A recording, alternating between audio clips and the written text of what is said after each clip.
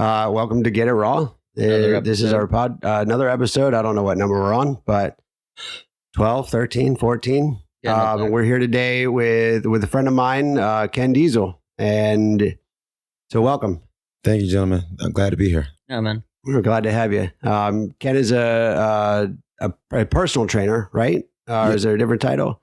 Absolutely. I do personal training as well as operate a gym here in Fort Myers, Florida. Okay, cool. Yeah, and I met him when I did a week at a different gym that he was at. He's at a new gym now, but I was really impressed. I was impressed with the program, with the workouts, the attention to detail. I've done several other, or not several others, but I did one of the other ones in town.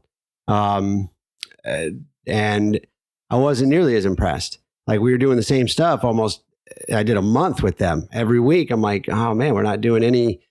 It just seems so basic, so much more basic. But you guys really, you pulled out. You had bikes, rowers, the sled, and a lot, and kettlebells, dumbbells. They had that. They had other weights, but we hardly varied it. So I was really impressed, and I thought it would be great to bring you on. Thank you. I appreciate it, gentlemen. What's the name of the gym? So the name of my gym is ATP Fitness. ATP for adenosine triphosphate. Right. So literally energy. Nice. And that's kind of become like a little marker of my training style, is the energy that I bring to the session. Okay. I like to bring energy, but I like to bring knowledge and teachability to my sessions as well. So it's it kind of represents all of what I bring as a trainer. All right. So go ahead and talk about like what you offer, what you do. What do you want to talk about? Well, at ATP, what we offer is functional training classes. What you experienced, Joe? That 45-minute format with a particular training split that keeps the client on a steady progression. That's what I call the training split of progression. We offer that daily at ATP Fitness, Monday through Saturday. And we also offer what I call exclusive and semi-exclusive training. So exclusive training is what you would normally consider personal training, one-on-one with the client. Right. And then semi-exclusive would be me with 2 other clients or up to 4 clients. Okay. Okay. Mm-hmm. And so as far as that's concerned, you're talking about functional training. Can you go a little bit more into that and explain that? Absolutely. So the training modality that I hone in on, my original certification that really got me to shift my paradigm, so to speak, was called WeckMethod. And I'm what they call a WeckMethod qualified trainer. But it also, it kind of sent me on a journey, if you will. And that's when I started to dive into what's called GOATA, GOATA, which is the acronym for greatest of all time athletes or greatest of all time actions. And both of those training methodologies, they focus on locomotion as the focal point of the training philosophy. So whereas you look at some facilities that you go to, they focus on fat loss or they focus on power, in the general sense. This particular training modality, specifically GOATA in particular, it hones in on sound locomotive movement, because that is the one property as a human being, right, that we want to carry for the rest of our lives. My mantra is that if I live to be 100, or if I live to be 80, the day before I die, I want to be walking, and I want to be walking well. And if I have that as my philosophy, then my training should look like that. It should represent that. Okay. So as far as the locomotion is concerned, how go a little bit more. Well, first off, Yes, sir. I want to start like this. How did you go down this path? What made you want to go into fitness and health? It was out of necessity, actually. I went through, I've been an athlete my whole life, essentially. I went through when I was in college at the University of South Florida, I ran track and field for a couple of years and ended up running for about 3 years before I had a brain surgery. The event that led to the brain surgery, I had some symptoms and whatnot, but the culminating event was I was at a home track meet at my school of University of South Florida in Tampa, and crossed the finish line and collapsed. And in the wake of that, I ended up finding out that I had a brain cyst. They call it an arachnoid brain cyst. And it's a congenital birth defect, but it typically goes unnoticed for a period of time. My case was a little bit unusual because they usually find it a bit earlier than the age I was. I was approximately like 19 years old at this time, 19 or 20. But because I had been an athlete my entire life, my pain threshold and my tolerance for the cyst, it kept growing and growing and growing. So the cyst grew as I grew. And then when I got about 19 and 20 years old and I stopped growing physically, the cyst kept growing. And then that's when I began to experience the symptoms that I began to experience. The first few symptoms that I would notice were like these blurry spots in my vision. And then later on, I ended up experiencing symptoms such as memory loss and what they call syncope. I used to have syncopal episodes where I would pass out or black out. And you're saying syncope. Yes, sir. Syncope, yeah. Mm-hmm. And I would have a period of time where it would be a blur. So even now when I look back into my life, it's particularly when I was going through the phases. I ended up having a second brain surgery a few years later. But throughout those period of times, even as I look back, I have blurs in my memory that I just don't remember. Sometimes I'll meet people that they'll reintroduce themselves to me that I knew from back in the period of time, or I'll see a photo and I'm like, oh yeah, I kind of remember you, but it's all, some of that is just a big blur. People that I saw daily, like family, I obviously remember them, but like distant relatives that maybe I've only seen a couple of times, or friends that I met during that time period, it tends to be like a hit or miss as far as memory is concerned. Oh man, okay. Mm-hmm. All right. Wow. Jeez. But to answer your question, how I got into that was being an athlete my whole life. I had that episode happen, and then I went into training because when I got diagnosed, and it was probably from that first critical incident where I collapsed at the track, it would have been about another 8 or 9 months before I had my first of 2 brain surgeries.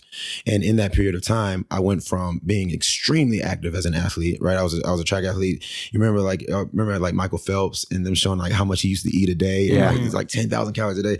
Like I wasn't on the Michael Phelps level, but I was up there. It wasn't like a normal 2,000 calorie a day diet. I'm consuming 5,000 to 6,000 calories a day, but I'm also burning them off because of the track regimen, waking up first thing in the morning, doing that, and then a daily weightlifting regimen. And then, when you're on a campus, typically you're on your feet a lot, so you're moving around, you're on your feet. So I was burning a lot of calories, but I was also consuming a lot of calories.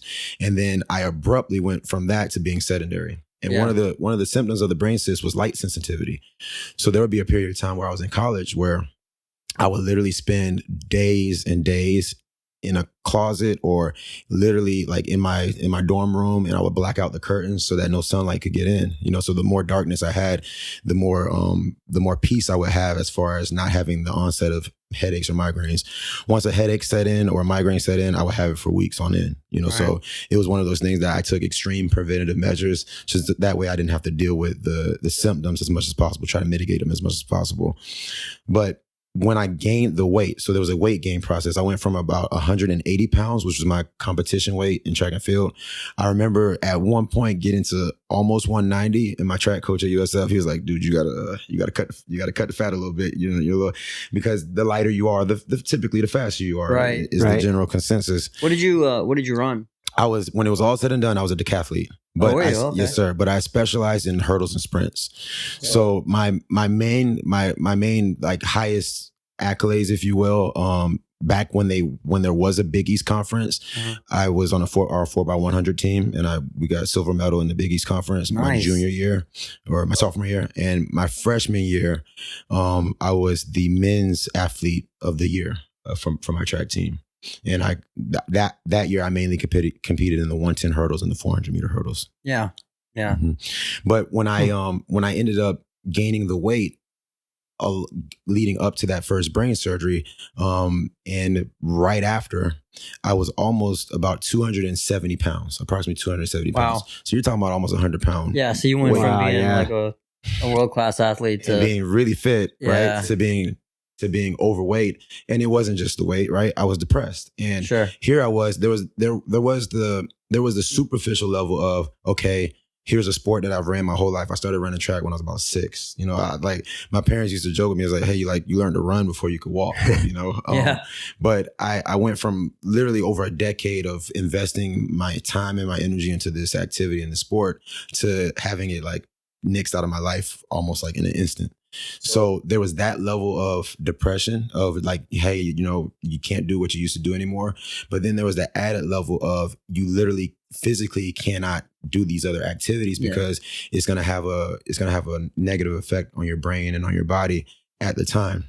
And you're also suffering from light sensitivity. Yes, and sir. possibly going through seasonal depression. Yes. And and So now you got all these factors that's coming in, and it was almost like a little storm, if you will, that just hit me all at once. And I could tell you that I wasn't very prepared for it. I don't know many who would be, because it was just a surprise. There was a lot of emotional things that came out of it. But the big thing is that after that brain surgery, I'm looking at myself and I don't recognize myself. I've never looked like this in my entire life. And it became a reality that getting the weight off of me, right? It wasn't just about the weight, right? There was these other things that I would have to sift through. But getting the weight off of me was one thing, and it was difficult in itself. And as I tried to do it on my own, it just became like this daunting task. So I hired a personal trainer. It was probably the most humbling experience that I had ever had up until that point, was to like look at myself and this thing that I based my identity around, being fit, being an athlete. I wasn't that anymore. And if I was going to try to have any semblance of that, then I was going to need to get some help. And that's what started the process of me getting into the training paradigm. At the time, I was a political science major. Right. So I had assumed that I was going to be in shape my whole life, and then, hey, I'm just going to go into politics or do something great on a local community level when it came to getting involved in the politics. And then that happened, and then it just began to inch my paradigm towards the most important factor is wellness. Right. If I'm not well, then none of these other things matter. Yeah. Right. Yeah. Leading, so I had a stint in the military for 3 years. Was that before college? That was after the brain surgery and after my stint in college. I'm technically still in college now. I never got my degree.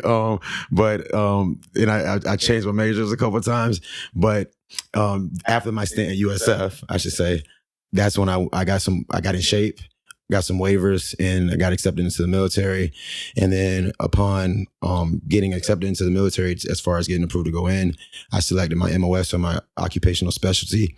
And then based off of my occupational specialty, it opened doors for me to volunteer to go into certain units. And I opted almost immediately after getting into the military, opted to go into special operations.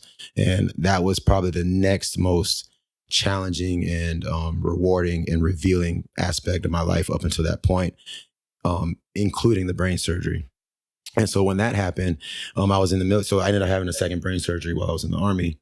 And when that happened, I had this very similar symptoms. It looked a lot like what happened when I was in college. However, when I approached it that time around, I knew better than to fall into the trap of using food as an antidote for my depression or going into that space. So it challenged me at that point to use what I had went through before to attack it from a different perspective, and to use different means of dealing with I would say, like, even at that point, I wouldn't even classify myself as having depression, going through the brain surgery the second time around. But there were these depressive factors, right, that you would, naturally deal with when you go from having certain abilities and being able to do certain things to now your lifestyle is like greatly affected from it. So you were depressed. You probably went through a little depression. Yeah. So I would say this, right? The factors were there, but my response to them was completely different. Sure. So from my perspective in my own life, in my own body, that ain't depression, because I think depression requires allowing it to suppress you, right? And if the attack came, or if the factors came into my life, but I responded to them differently, or I did not allow them to suppress me or depress me, then I can't really identify like that in my heart. Either that, or maybe you used good old fashioned diet and fitness to like help treat you. Then I would say that definitely was a factor. Right. So in all of this, right, there's like so many different, if you could imagine, so many different things. Cause I had my stint with, the pharmaceutical industry, right? Which I now I don't take any prescribed pharmaceuticals or anything like that. But there was this journey with that as well. There was this journey with relying on, how much am I relying on modern medicines to alleviate my symptoms and how much am I going to take my health into my own hands and how much am I willing to put into somebody else's. So there was these other factors that was flowing around at the same time. But to answer your question, how, because it's like bringing it all, because I got to get to the GOATA thing, right? Bringing it all the way around to when I got into training and I got into the field of training, what opened me up was the first brain surgery and realizing I needed a trainer, right? And then by the time I had the second brain surgery and it ended my stint in the military, I realized that as I was going through, and I guess I should dive into the pharmaceutical part. So my first brain surgery. Let's take a break. Yes, sir. When you first had the surgery, how long did it take you to recover? And you said that you had gained, you got up to 270. So did you drop that weight when you before I went into the Army? Yeah. Yes. So I dropped most of the weight. So I aged a bit, right? So as we get older, our natural like weight goes up, right? Like to the weight that you could carry a little bit, especially going from 19 to 21. I was 21 when I went into the Army. So over those couple of years, I lost the weight. My weight went down to approximately 210 pounds. So when I went into the Army, I was 210 pounds. And then throughout the second brain surgery, I never went above 225 pounds. And how did the recovery go for the brain surgery that you did the first time? It was mostly cognitive. So so I had the brain surgery, and the first time I experienced like relief instantly. Like when I woke up from the brain surgery, I was like, wow, like this is a difference. I have this dichotomy of what my perception and my perspective and how I can experience my body was before the brain surgery. And really, because the cyst was always there, I never noticed that something was wrong. Right. And so things got bad towards the end of that, right before that first brain surgery.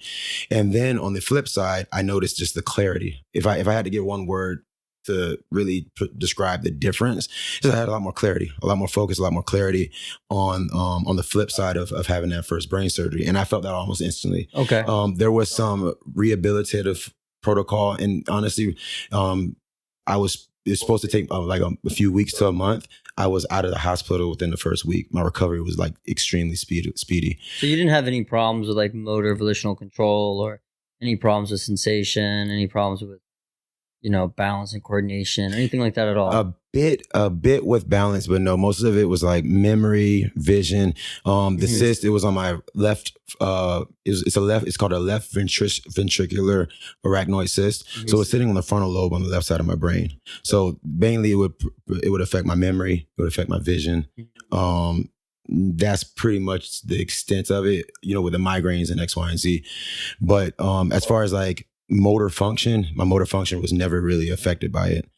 Other than the fact that like, hey, if you got a migraine, you physically don't want to do much, but it wasn't physically keeping me from, moving or doing any type of movements or like that. What? Oh, what I was gonna say was that when I went, so you're recovering, right? Yes, sir. And then you went from that, you didn't finish college. No. You said, I'm going to go right into the military. I'm going to go into the military, yeah. What was that decision like? You instead of like finishing your degree and becoming a politician, you said, I don't want to waste my time with that. I'm going to go serve my country. It was, yeah. And honestly, like, so a lot of people say like, hey, like that, right? Like, I'm going to go serve my country.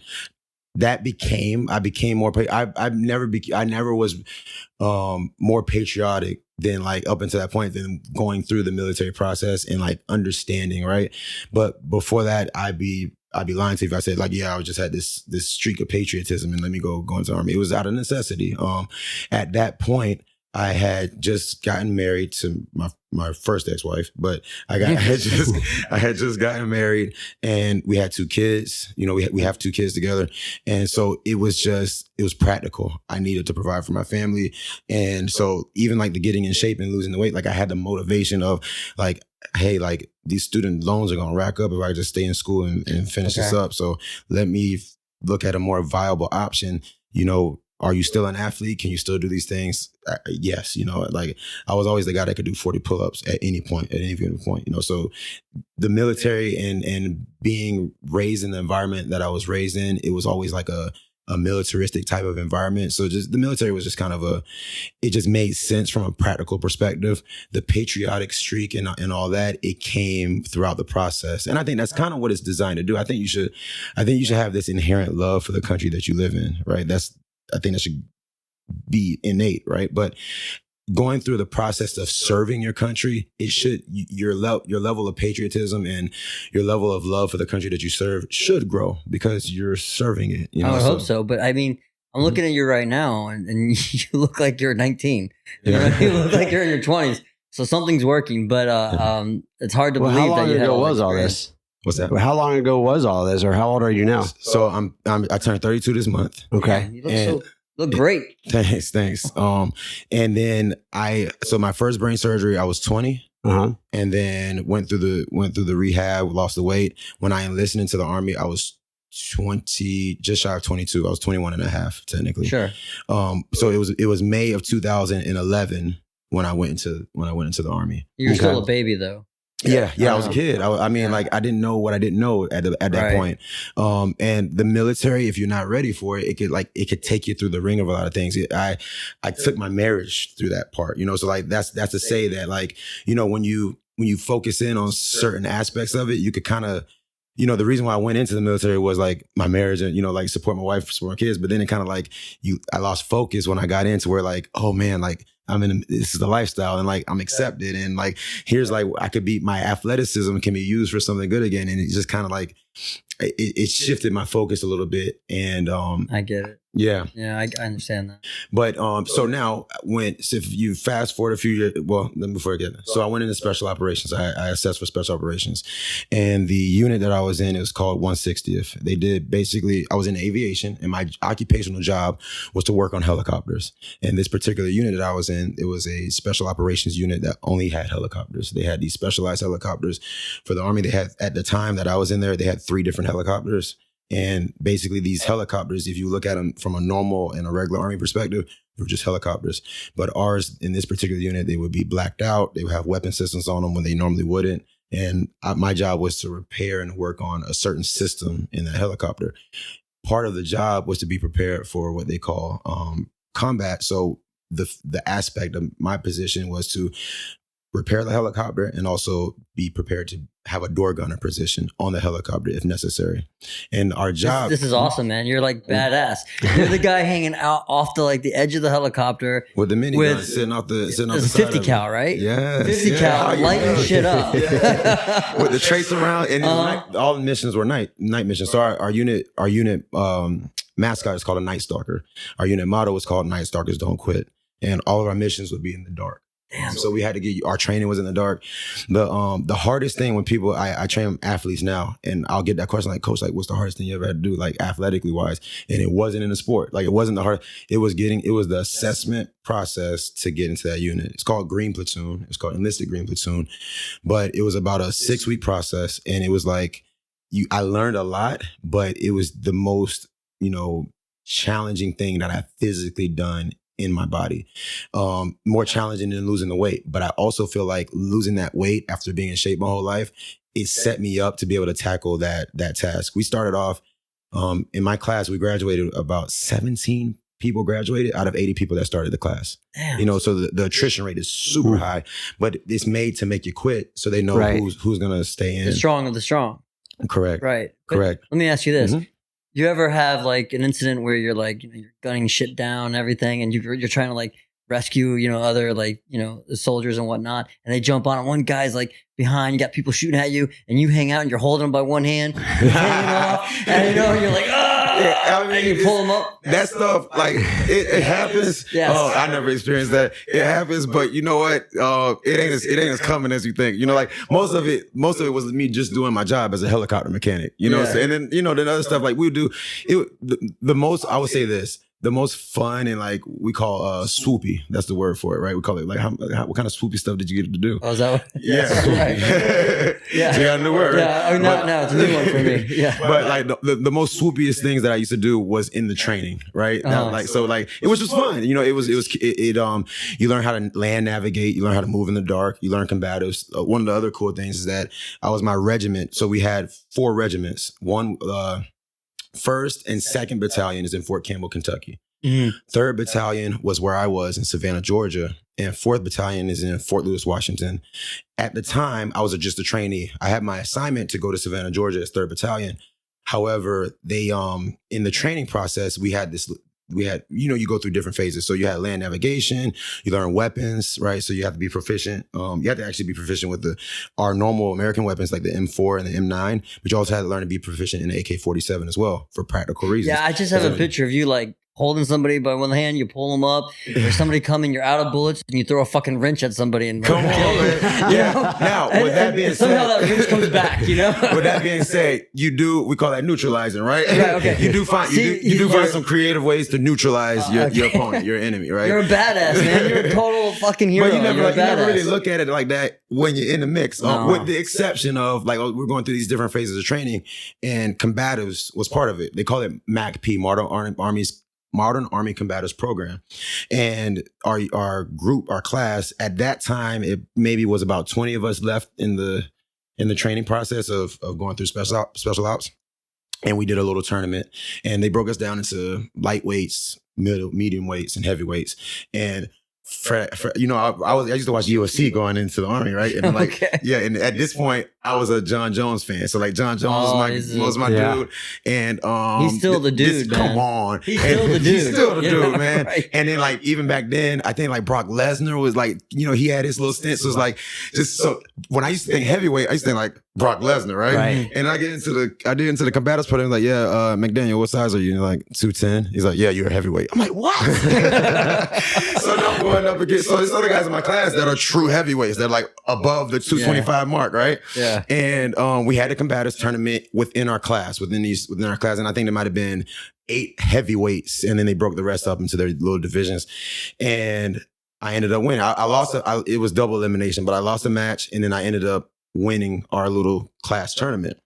Well, it just so happened, and this is in 2012, around May-ish. So if I'm putting our timeline right, but around the same time as we're in training. So I hadn't graduated and officially gotten my red beret and my pin yet, and my regiment. So you got the 4 battalions creates a regiment, right? Our regiment had, and they do this annually. It's called the Week of Night Stalker Activity. So they just bring that name, Night Stalker, man. It is. It's badass. I'll show you the logo when we get out, but it's pretty. I love it. It was fun while it lasted. But we had the Week of Night Stalker Activity where we brought everybody in from all 4 regiments, and so it's really a memorial, right? So to respect the fallen Night Stalkers, because a lot of the missions happen and we would do missions where we would care for, and our customers, we call them, our customers are special operation forces. So typically we wouldn't work with a regular military unit,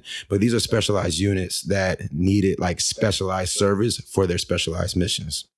So we and over the years since our regiment was activated, we've lost soldiers in these type of missions alongside with this other special forces and special operation forces, right?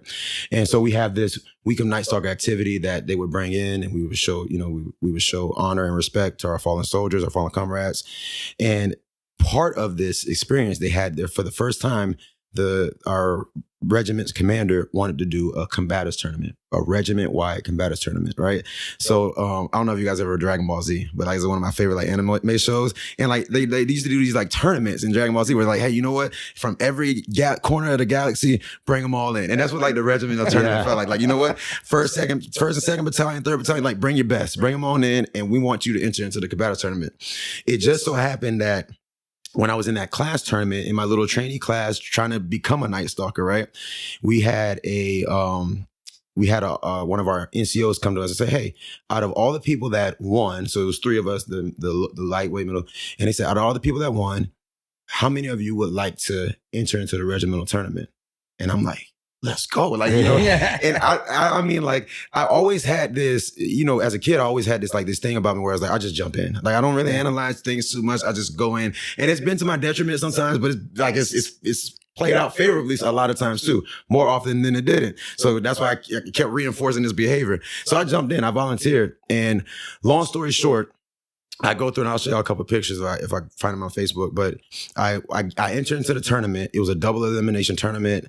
the first match I lost, and I lost the match to my combatives instructor in my trainee. Oh, that's not fair. Yeah, That's like the first person you have to go. Yes, exactly.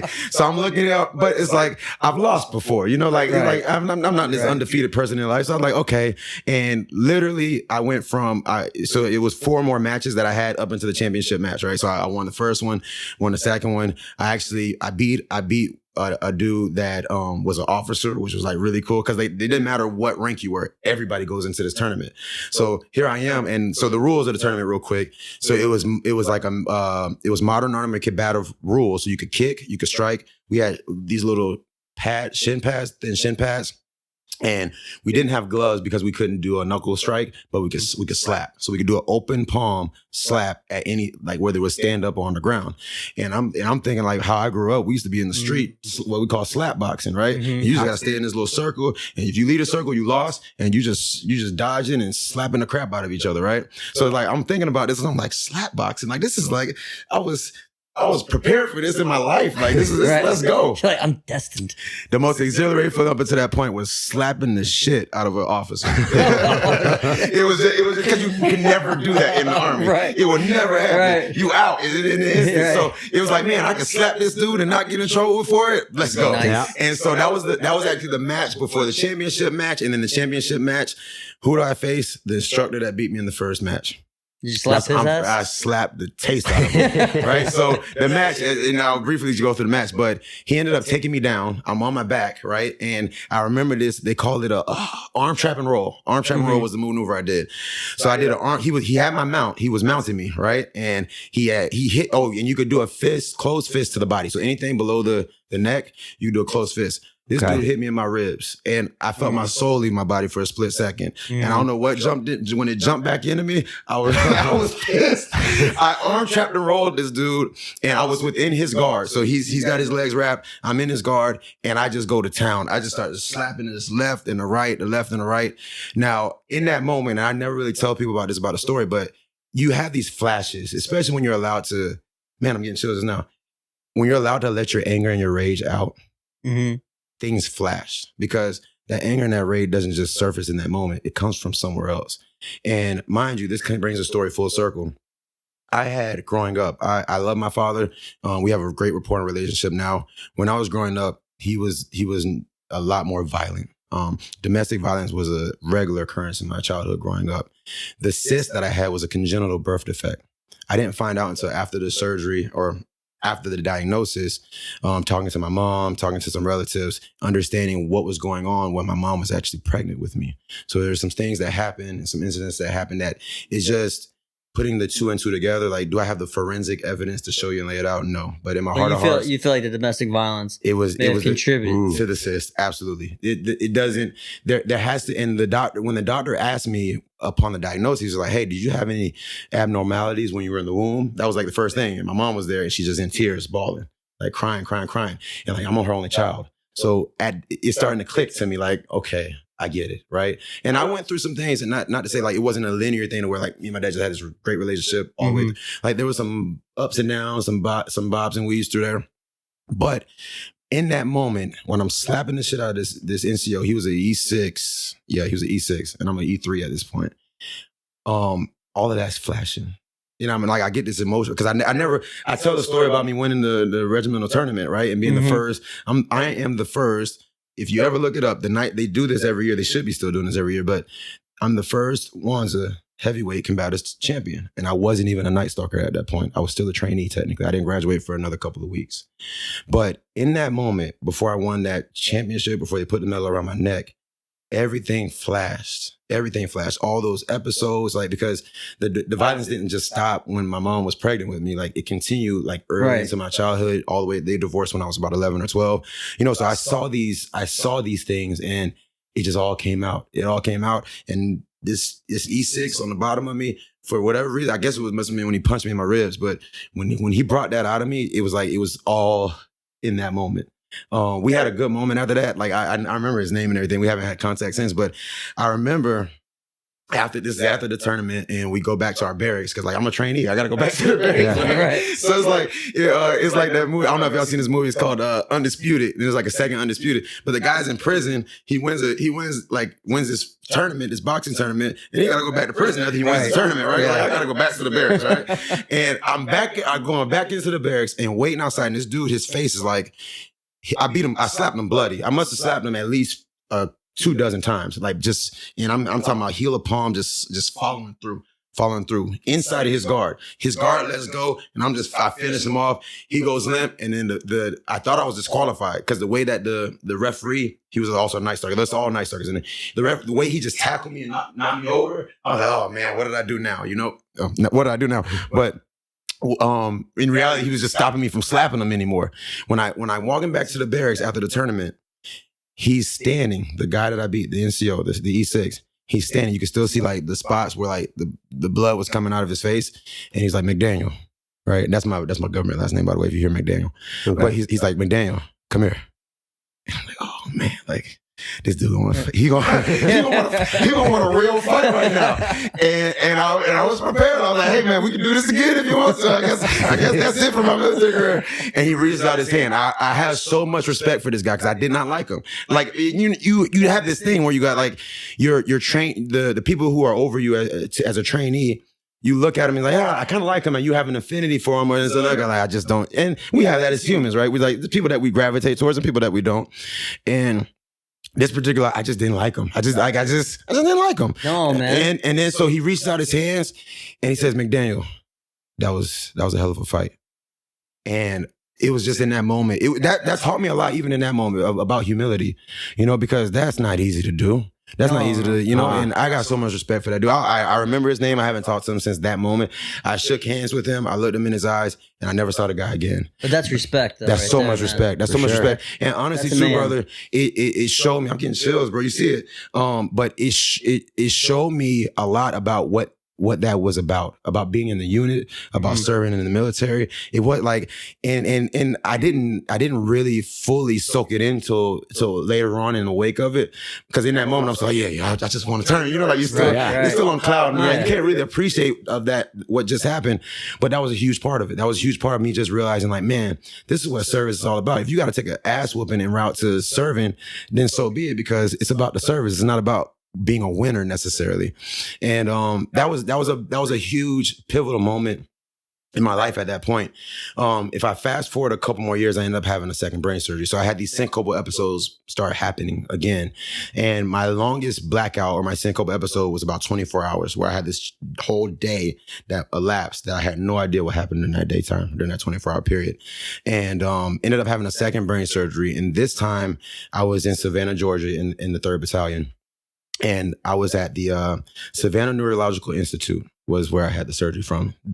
I had never heard of it before then, but it was an incredible facility. The doctors there was incredible. My neurosurgeons, was phenomenal. It was a different neurosurgeon than the first brain surgery, but because the Army they have neurologists, to check your cognitive functions and whatnot, but they don't have neurosurgeons at their disposal, just ready to do. So they always outsource. They might have changed that now, but I don't think so. I don't think they should either. But they outsource it to a private person to do that type of procedure. Right.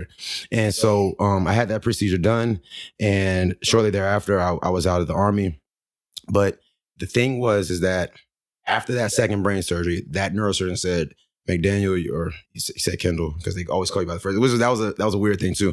But he said, you never, we can't give you another brain surgery. You know, like you can't just keep coming and getting a brain surgery if something happens, but you shouldn't need one anyway.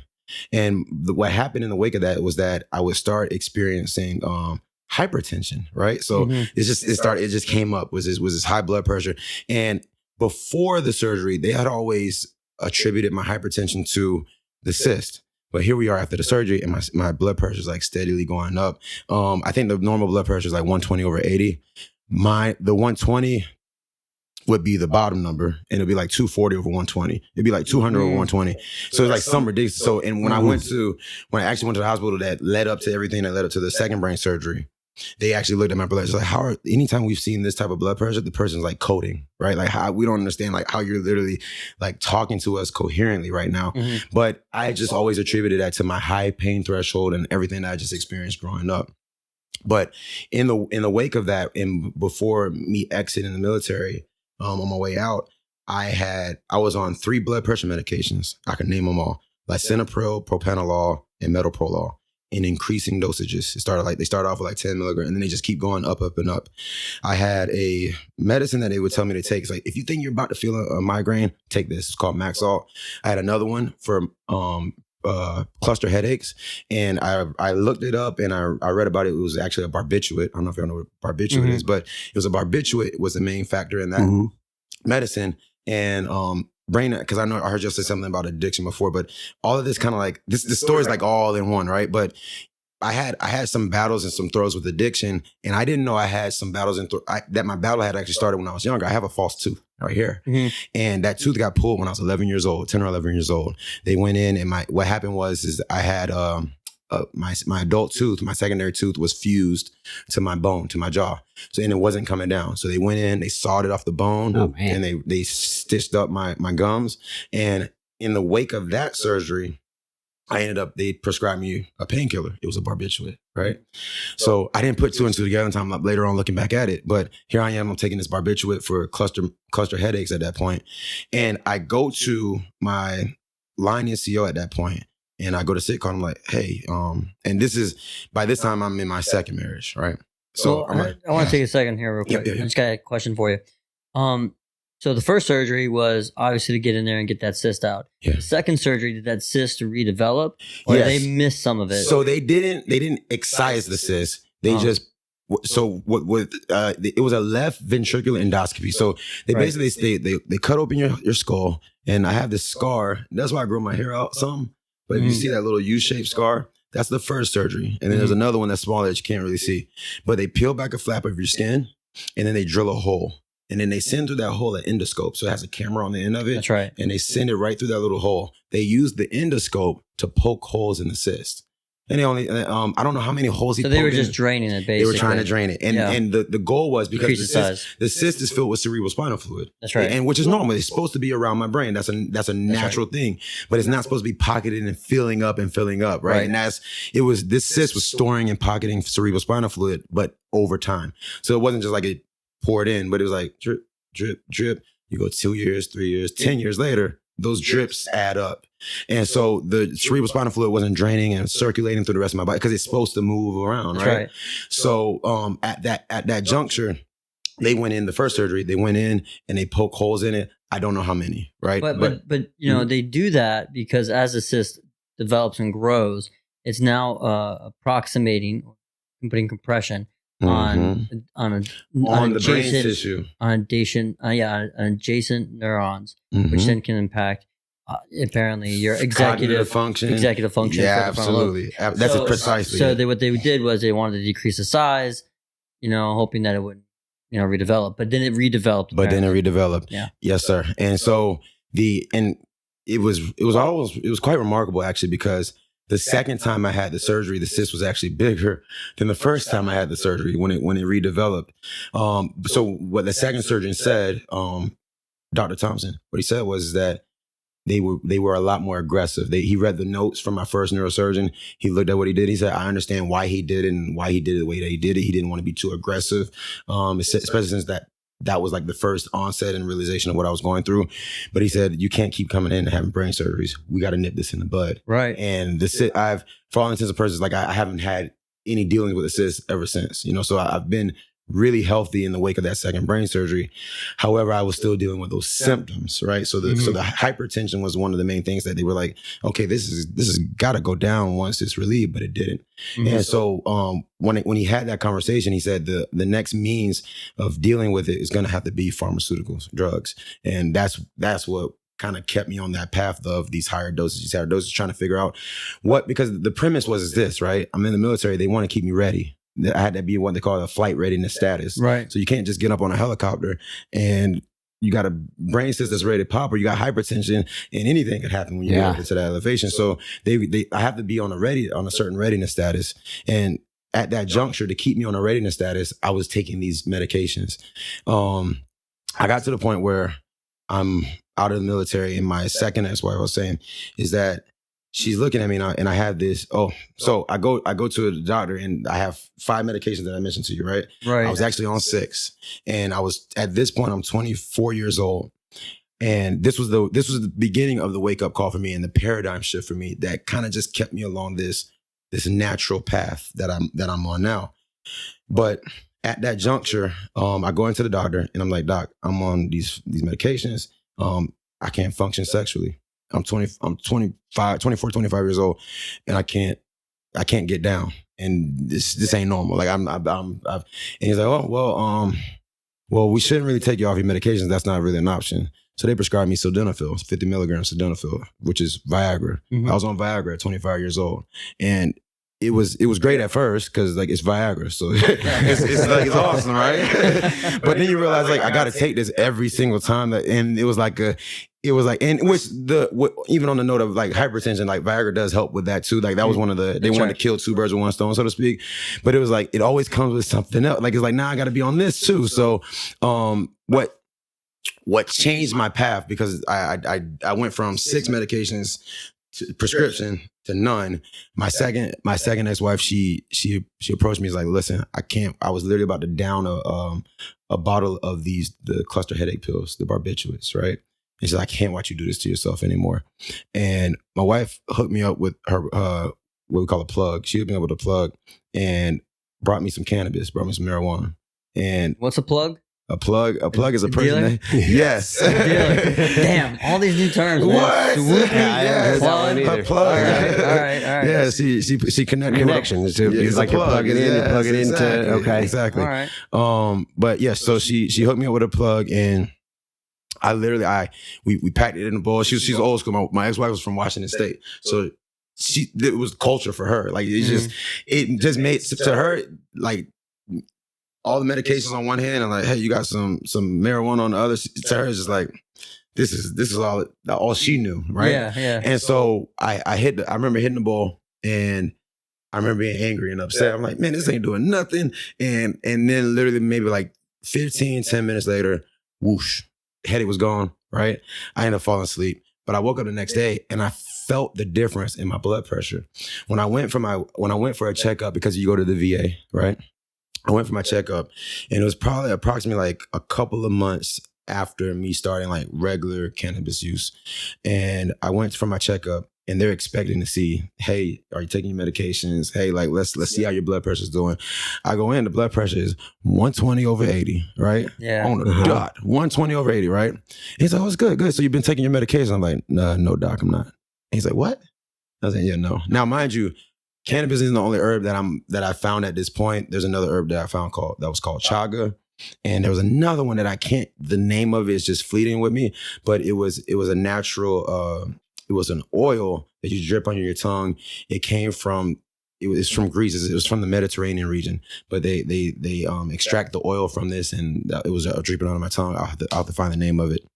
But when you say chaga, like the mushroom? The chaga mushroom. Okay. Exactly. Siberian chaga was what I was doing. And to this day, I still take Siberian chaga. I no longer do cannabis, but the chaga has been a consistent thing of mine, particularly Siberian chaga. Okay. What I've discerned and I've learned even when studying the medicinal mushrooms and chaga in particular is that the more extreme conditions that they grow in, the more beneficial and the more potent the medical properties tend to be from that plant. And so that's why Siberian chaga tends to be a little bit more, from my perspective, medically beneficial than like Alaskan chaga or Canadian chaga. Yeah, and you haven't listened to any of our podcasts, so he's like speaking our language. For real? Yeah. That's right. It's kind of cool to even when you're saying about my brain cells, I'm like, man, this dude knows exactly. Well, that's what we're providers, right? Yes, sir. Now, I'm a doctor of physical therapy and a dietitian here.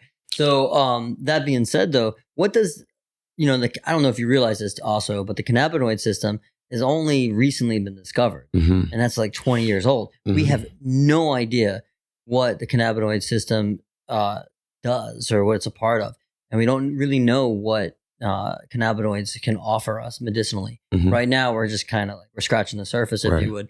But as far as mushrooms are concerned, man, there's a lot of information on what mushrooms can potentially do right now without those addictions or those horrible side effects. So from your perspective, What does that chaga do for you? It was incredible. So at the time where I began taking chaga, I was still doing cannabis at the same time. So it was hard for me originally to really discern whether it's like the cannabis or whether it was the chaga that I was getting the benefits from. Which one did you start first?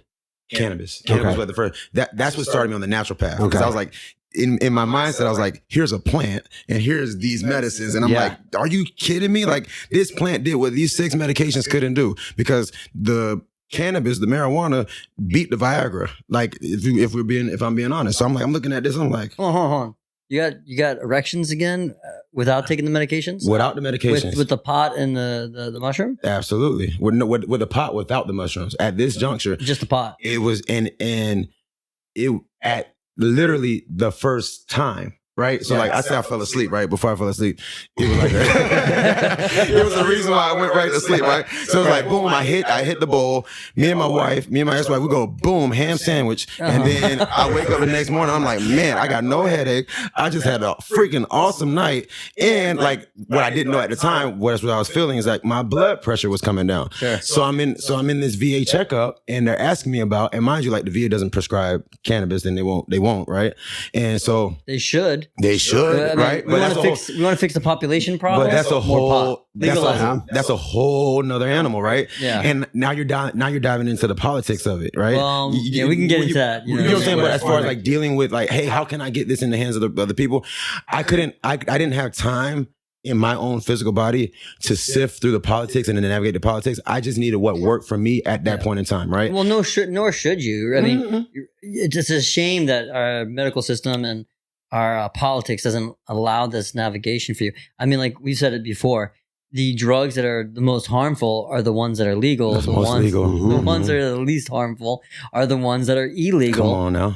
You know what I'm saying? Yes, sir. Okay, so anyway, you're doing the pot. Your wife's happy at this point. she's saying thank you, and now you stumbled upon a Siberian mushroom that you start using. And Absolutely. What do you think? What does that do for you? So now going back to the chaga. Yeah. When I went and I was really able to discern the benefits of it once I had gotten off of cannabis and I was only doing the chaga.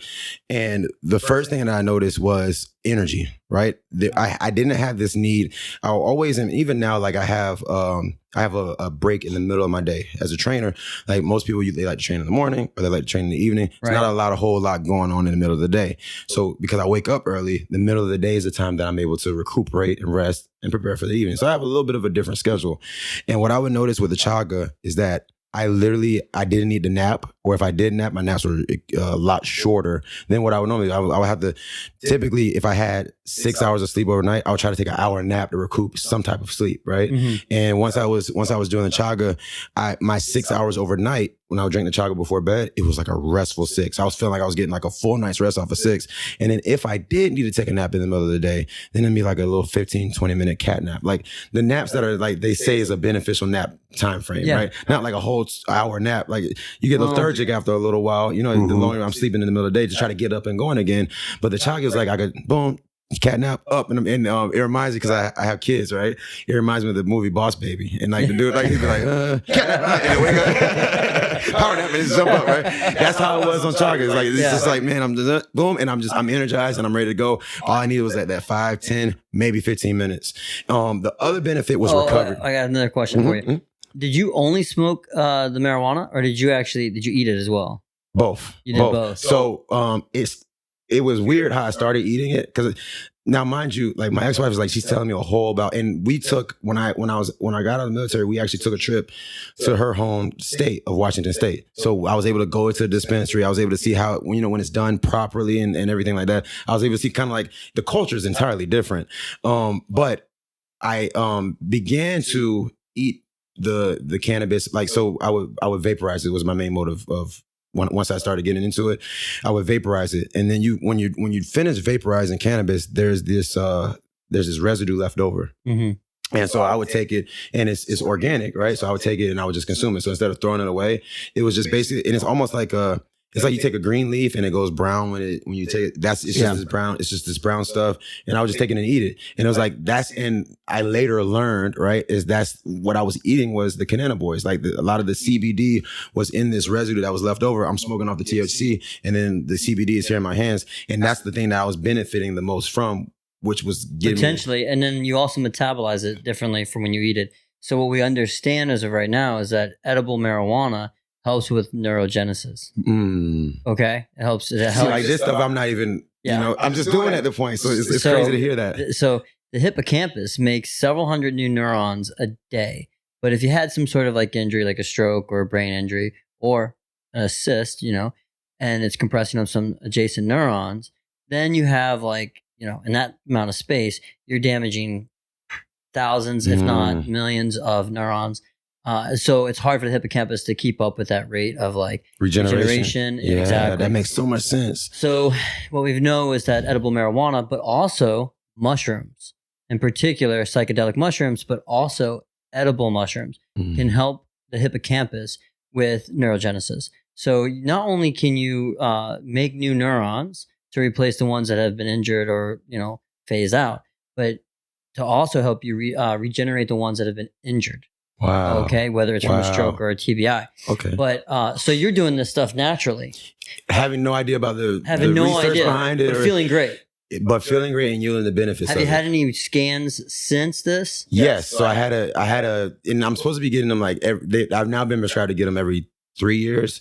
But the last scan, the cyst was completely out. It's just completely depressed. Yeah. And now I would attribute that to the neurosurgeon, right? Sure. Yes, of course. Because I can't make the cyst go down, right? No, however, being able to recover from it, right? And all of that, I attribute to the regimen that I went into. I have a hard time believing that I would have been able to accommodate that level of healing and recovery, staying on 6 medications, going on the path that I was on. So it was like this drastic shift that I was at the point that led me into the regimen. Well, you can't credit that stuff really, because how do you really know? It's just speculation. Because at that point, you're 24 years old. You're in your like mid to late 20s. You're young. Your neurological system hasn't fully matured yet until about 25, 26 years of age. 26. So there's a lot going on there. But did it play a role? Maybe. But who cares? Yeah. You're better. Yeah, exactly. That's what I'm saying. You're not taking that medication. Exactly. So like that's all I could do, right? Somebody. Right. So in my faith, right, it's all about testimony. Right, testify what's happened to you, and let the rest be discerned. Right, and so when I testify, and this stuff, like I don't really like. A lot of people I haven't even like talked to about it and stuff like that. Like my parents and stuff like that I have, but when I look at like, hey, I'm looking at my life and I'm looking at how this timeline went, and I know how I was feeling in my body and in my experience during this path, and I know how I am feeling when I redirected the path, and what was the differences and what were the lifestyle changes that I acquired.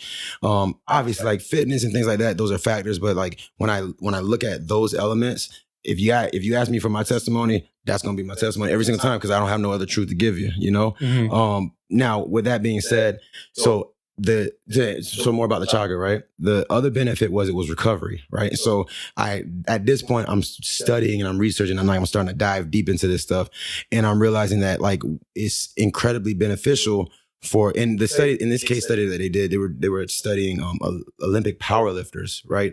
But the regeneration rate and the recovery rate of the powerlifters that had a steady diet of chaga, and this was the Siberian chaga, they had a remarkably higher recovery rate than the athletes that had not done the chaga. So that was another benefit that I was able to experience firsthand, especially at this point, because I had gotten into the realm of fitness. So, when you recover, like, we say in fitness, like you're recovering most of the time. Like the training aspect is a very small part of your daily life. The rest of it is what you're doing to recover and how you're accommodating that recovery process. And so the chaga was incredible for that. Those other, and I'm working out twice a day. So like, those other 22 hours, I should say, that I'm not training, it was definitely helping. When I was in the midst of it, the activity, I wouldn't say it was like performance enhancing in any way particularly, but when it came to recovery, and I get into this like debate with people, like they said it was some, even like when it comes to cannabis, like, like cannabis is not performance enhancing. Like, okay, true. If you consume cannabis, it's not going to necessarily make you like run faster or perform faster. But as far as recovery is concerned, there are benefits to it, and from a recovery perspective. And if recovery is so crucial to your performance, then isn't it by default, if your recovery is better and faster, isn't it by default enhancing your performance? So I yield that, and that's what that was my experience with, particularly with chaga. And if it helps you with neurogenesis, that's performance. Too, is exactly that's literal performance, exactly. right? That's not even you don't have to jump over to even see that part. But it's natural. But here's the other thing. When you were reading that study on the Olympic lifters, did it talk? And you said regular use. By regular use, how do they identify that? Is it daily use? Is it daily? Okay, because the literature that I've seen, the argument is 3 times a week, 3 to 4 times a week of exposure to cannabis or to mushrooms helps with neurogenesis. Wow. So obviously daily is going to be would hit that threshold. Exactly. Correct. So you're on this regimen. You can kick the medication. You went to the VA. The doctor's like, yes. Matter of fact, going out, that was like the little part of the story is that the doctor was like, he walked out. I remember it's like it was yesterday sitting on the table. Because in my mind, I'm thinking like, oh man, here go my benefits. The doctor walks out, he comes back in, and he comes back in with the nurse, right? The same nurse that was in initially with me.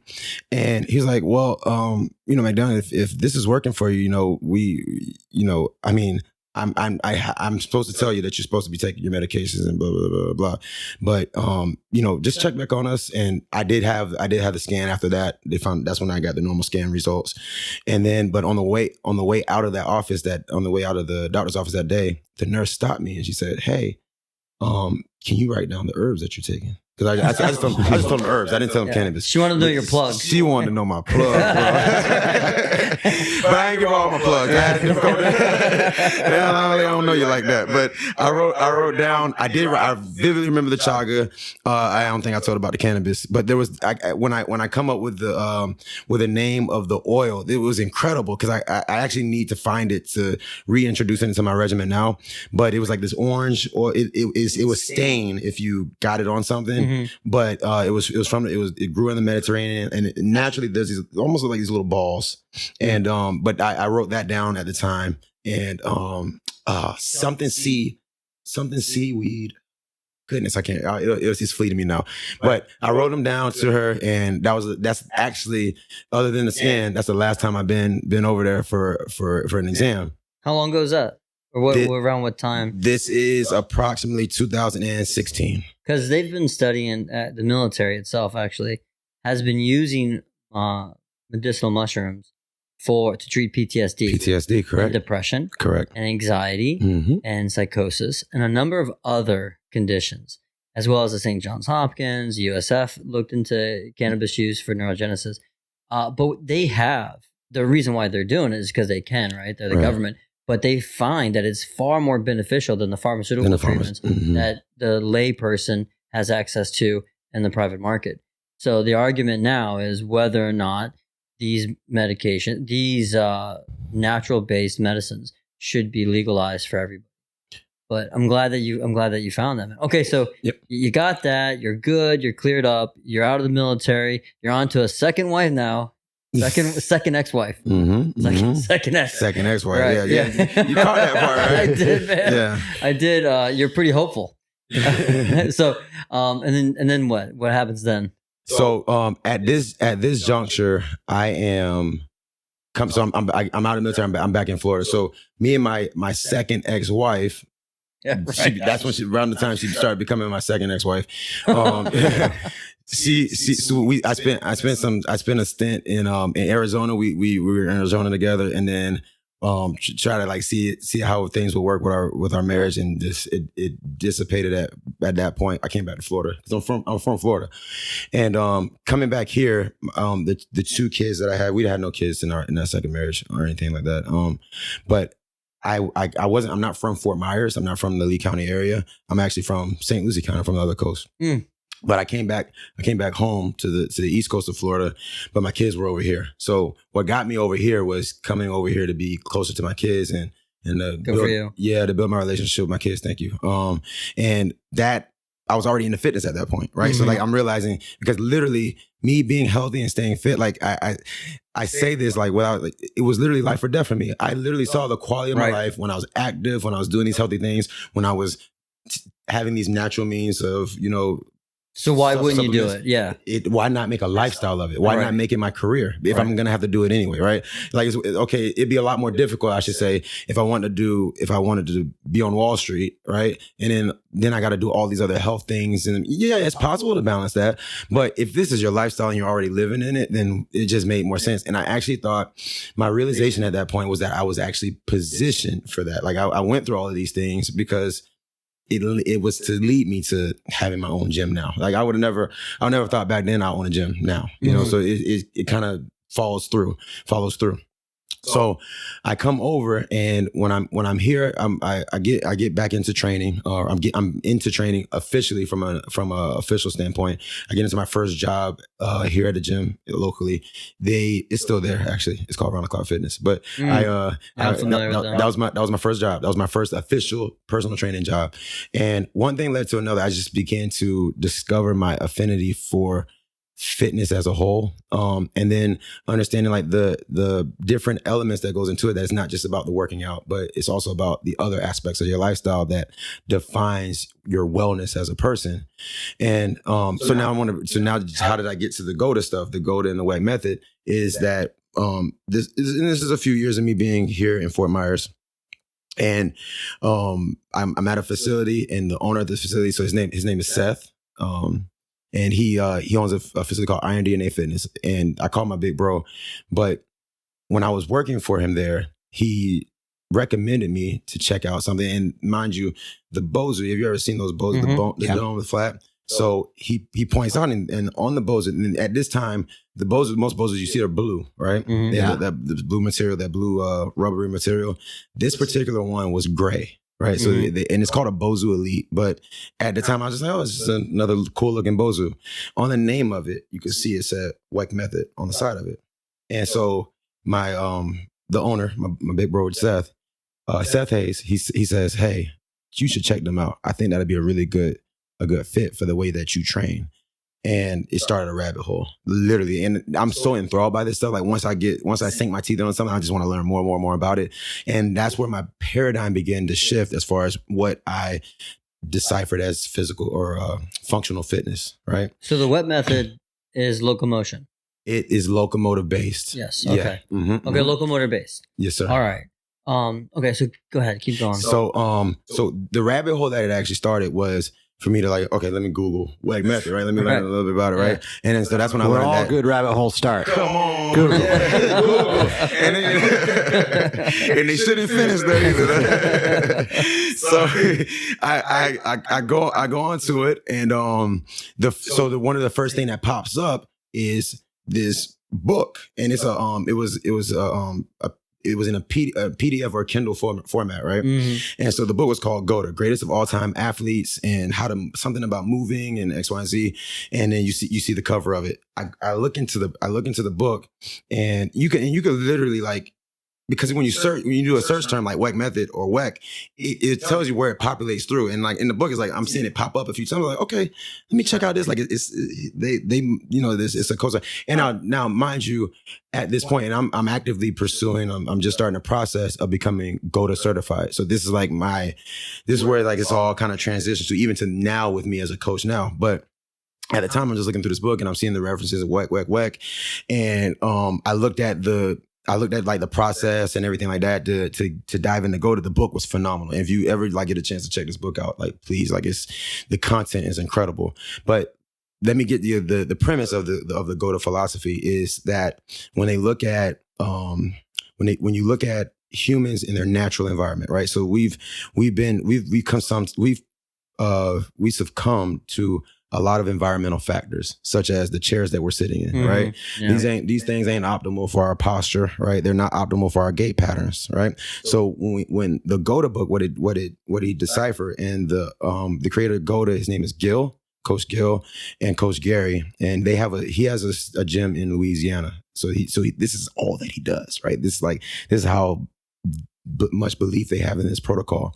But when you look at a baby out of the womb that hasn't been affected by modern advances of society, they have certain locomotive patterns, right? A shifting to left to right. Their core is not braced and stiff, but rather they're shifting left to right. When you look at cultures that have not been affected by the modern advances of our society, i.e. chairs, right? And couches and things that forces us into these kyphotic postures, you notice that what they do in their patterns. So their resting seated position, our seating position is a chair or like this, right? Mm-hmm. Their seated position is they're on their feet, right? Or if they're not on their feet, they have these other positions that are optimal for their actual kinetic chain, right? So the book, when it started to, and I'm on my second time reading the book now. So like, even though like I'm going through, I'm like, because you just learn so much the second time through that you didn't see the first. But they started looking at these different populations that had limited effect from modern society and our modern technologies. And they all had the similar patterns of they didn't have a lot of injuries. They had virtually no injuries, right? Their health, right? So they weren't getting sick, right? And they had longevity on earth as individuals and as communities. And the Amish is another example, right? Because the Amish, they have some modern advances, but not nearly as much as the rest of the society that surrounds them. And so even on my last video that I was studying from Coach Gill, he assessed this. It was a group of Amish walking, and he was just one by one assessing them, their locomotive patterns in slow-mo video. So now with the technology now of slow motion video, you can literally see everything, right? And so on the contrast of that, what they assess is, okay, here's what happens if you abide by the fundamental laws. And their laws is just they have these rules and these concepts, but it's all based off of the laws of nature, right? So they use the Fibonacci sequence as a marker of, are you within the patterns? Are you within what they call the singularity, or are you not, right? And so when they were studying even on these Amish people, when you notice their moving patterns of when their foot lowers the ground, their leg does what they call, it sets a bow, right? And when that foot lands, their head lands over that foot. That is the most optimal position. If you test yourself out, if you stand up and you lift one foot off the ground, your head naturally goes from midline in between your feet to gravitates to wherever the foot is that you're standing on. It's a natural phenomenon. You'll do it naturally without any cueing, right? But this, if you put it into motion and you put it into practice, it looks a certain kind of way. And it's mathematical. It's almost mathematical to the T. Now, it's not just humans, right? It's every single animal in the animal kingdom. Every single bipedal or locomotive animal, they all have this spiraling pattern to their motion, this shifting of left to right. You look at a tiger, a cheetah, any big cat, they move a certain kind of way. Now, what got me, the reason I went to the path, I went WeckMethod, and then I went back into the GOATA was because of the accessibility of WeckMethod at the time. So here I am, I'm working with his tools, I'm working with his equipment. I ordered some more of his equipment. I want to learn more about it. The locomotive stuff, it goes even into how you move your arms, like swinging your arms traditionally is they're learning this, like, it's not efficient, right? And it actually, and I even attributed that, like going back to like my testimony is like, I remember having these shoulder tears running track I was a hurdler. And I'm like, why am I tearing my shoulder running? And it didn't happen until I was in college and I was running. But then I look back on the timeline and I look at my powerlifting regimen, how it was bipedal, and they so bring the contrast to, they also look at the patterns of injury, right? So there's this good side of it, and then if you disobey these laws and you consistently disobey them, here's where you end up, right? And these are where all our, what we call our non-contact injuries come from. Every single one. There's a pattern to non-contact injury, and there's a pattern to longevity in the human body. And so what they study is that if you look at the human foot and it all starts at the foot level. And if you look at the human foot, and if you look at, in order to accommodate an optimal arch, right, your weight must shift away from the inside of the foot towards the outside. Now, we call that that's a tilt. We call that being on towards your green dot or your green zone, right?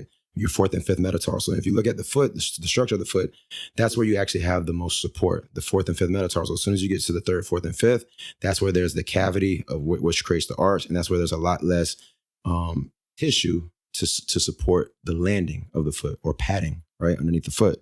And so in their studies of when... say that again? So if you look at the pinky toe and the toe next to it, right, mm-hmm.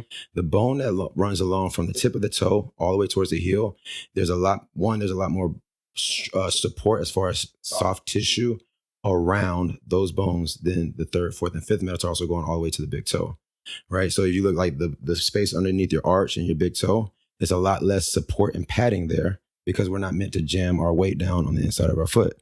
And what they noticed by virtue of studying, and they watch these slow motion videos, so they got like tons and tons of hours. And this is the premise of the entire training paradigm for GOATA, right? Mm-hmm. Is that and you see it like plain as day. So when they slow it down, and I'll show you guys this material when we leave, but when you slow it down and you see every single pattern, you see them everywhere. It's like anytime you see an injury on TV, we got slow motion and like TV, like at our fingertips now. You could like literally click, slow it down frame by frame. The moment and incidence of injury is when this ankle bone, so if this is my foot, if your inside ankle bone drops, as soon as it drops even with the outside of your ankle bone, which normally we assume that's natural, is to have your foot level. But as soon as it becomes even to it, you're in a trouble, right? That's as far as compromising your kinetic chain. But as soon as that inside ankle bone drops lower than the outside of the ankle bone, that's when you look at these instances of injury, that's where the injuries are happening. So I have to say I can't agree with any of that. No, I know you can't. That's your training, right? And and tons. And aside from two people who just do observation, it's tons and tons of literature using beyond human eyes, flock of birds, functional MRIs, fine wire EMGs, a ton of different things. So the point that you weight bear on the outside of your foot has not been shown to be beneficial at all. Actually, to make that argument, you would you'd be tripped up with the evidence. There's too much evidence that basically says that's not optimal. Right. See, what happens is when you land on your foot becomes a spring. It becomes a spring for a number of reasons. And you being a sprinter, you'll understand this. Michael Johnson talks about this the whole time. When he's sprinting, there's a couple of different things that happens besides him standing up, like leaning back as erect, because it's like a single leg press. But what happens is they're not purposely plantar flexing their foot. Plantar flexion is pushing your foot down. Okay. What they're doing is dorsiflexing. So they land on it. They purposely lift it up. And the reason for that is several things. The back part of your leg, the muscles, gastrocnemius dissoleus, the flexor hallucis longus and brevis, and the flexor digitorum longus, all these other muscles, including the posterior tibialis, which is what holds your arch up. That muscle actually determines the height of the inside of your foot, the arch. That tissue absorbs energy, just like a spring would. And then when you plantar flex with the kinetic energy that you've absorbed. So the potential energy you absorb, and then you translate that into kinetic energy as you push off. And so you go, in essence, you land on the foot, you go from a springy foot that absorbs energy, and then when you push off, you go into a rigid lever to produce force. And you want to go back and forth.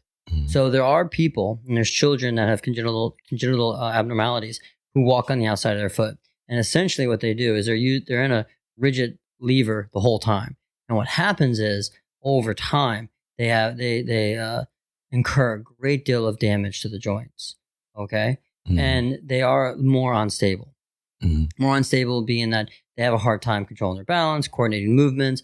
They have less agility. And then they eventually end up with joint pain. The ground reaction force. Do they talk about ground reaction force? Absolutely. Okay. The ground reaction force is much greater for that too, because you're not absorbing any energy. Okay. The people who are flat-footed, who tend to walk with a springy foot all the time, and you'll see this with athletes. A lot of your athletes are flat-footed, and they're really fast. And it kind of like, for a longest time, it kind of, how can they be so fast? But that's a better position for the foot because it can absorb and dispense the energy, okay, the potential to the kinetic energy, and the force and reaction forces, okay, ground reaction forces, with less stress to the joints, all right? And so you want it to do both. You want it to be a lever, a rigid lever, and you want it to be a spring. But to advocate to walk on the outside, not just walk on the outside. So there's a process in it, right? And a lot of this. So even in the GOATA realm, and that's why I hone in on GOATA because they're very scientific about it. WeckMethod kind of. But what's the other? It shifted me in the direction of GOATA. That's why I really. What's the other science behind it? Because would what you're saying. I'm gonna have to read this book. I don't understand it. Yeah, yeah. That's what I'm saying. Like, I think we could even like have a whole nother deeper delve into conversation after like having like showing you some of these materials and whatnot.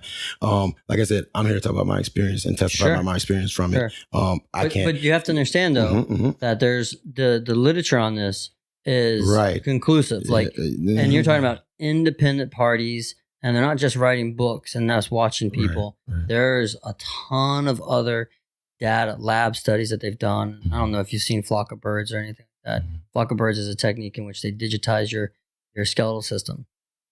And there's tons of other things. But so I just want to be careful when we talk about this. I think it's a good book to look into and to read. Yeah, absolutely. But anyway, go ahead and absolutely. So the premise is that when I land, right, and this is what I've adopted, and I've actually just, like I said, I've started the process of becoming certified, but this is after like a couple of years of studying these patterns and adapting them for myself.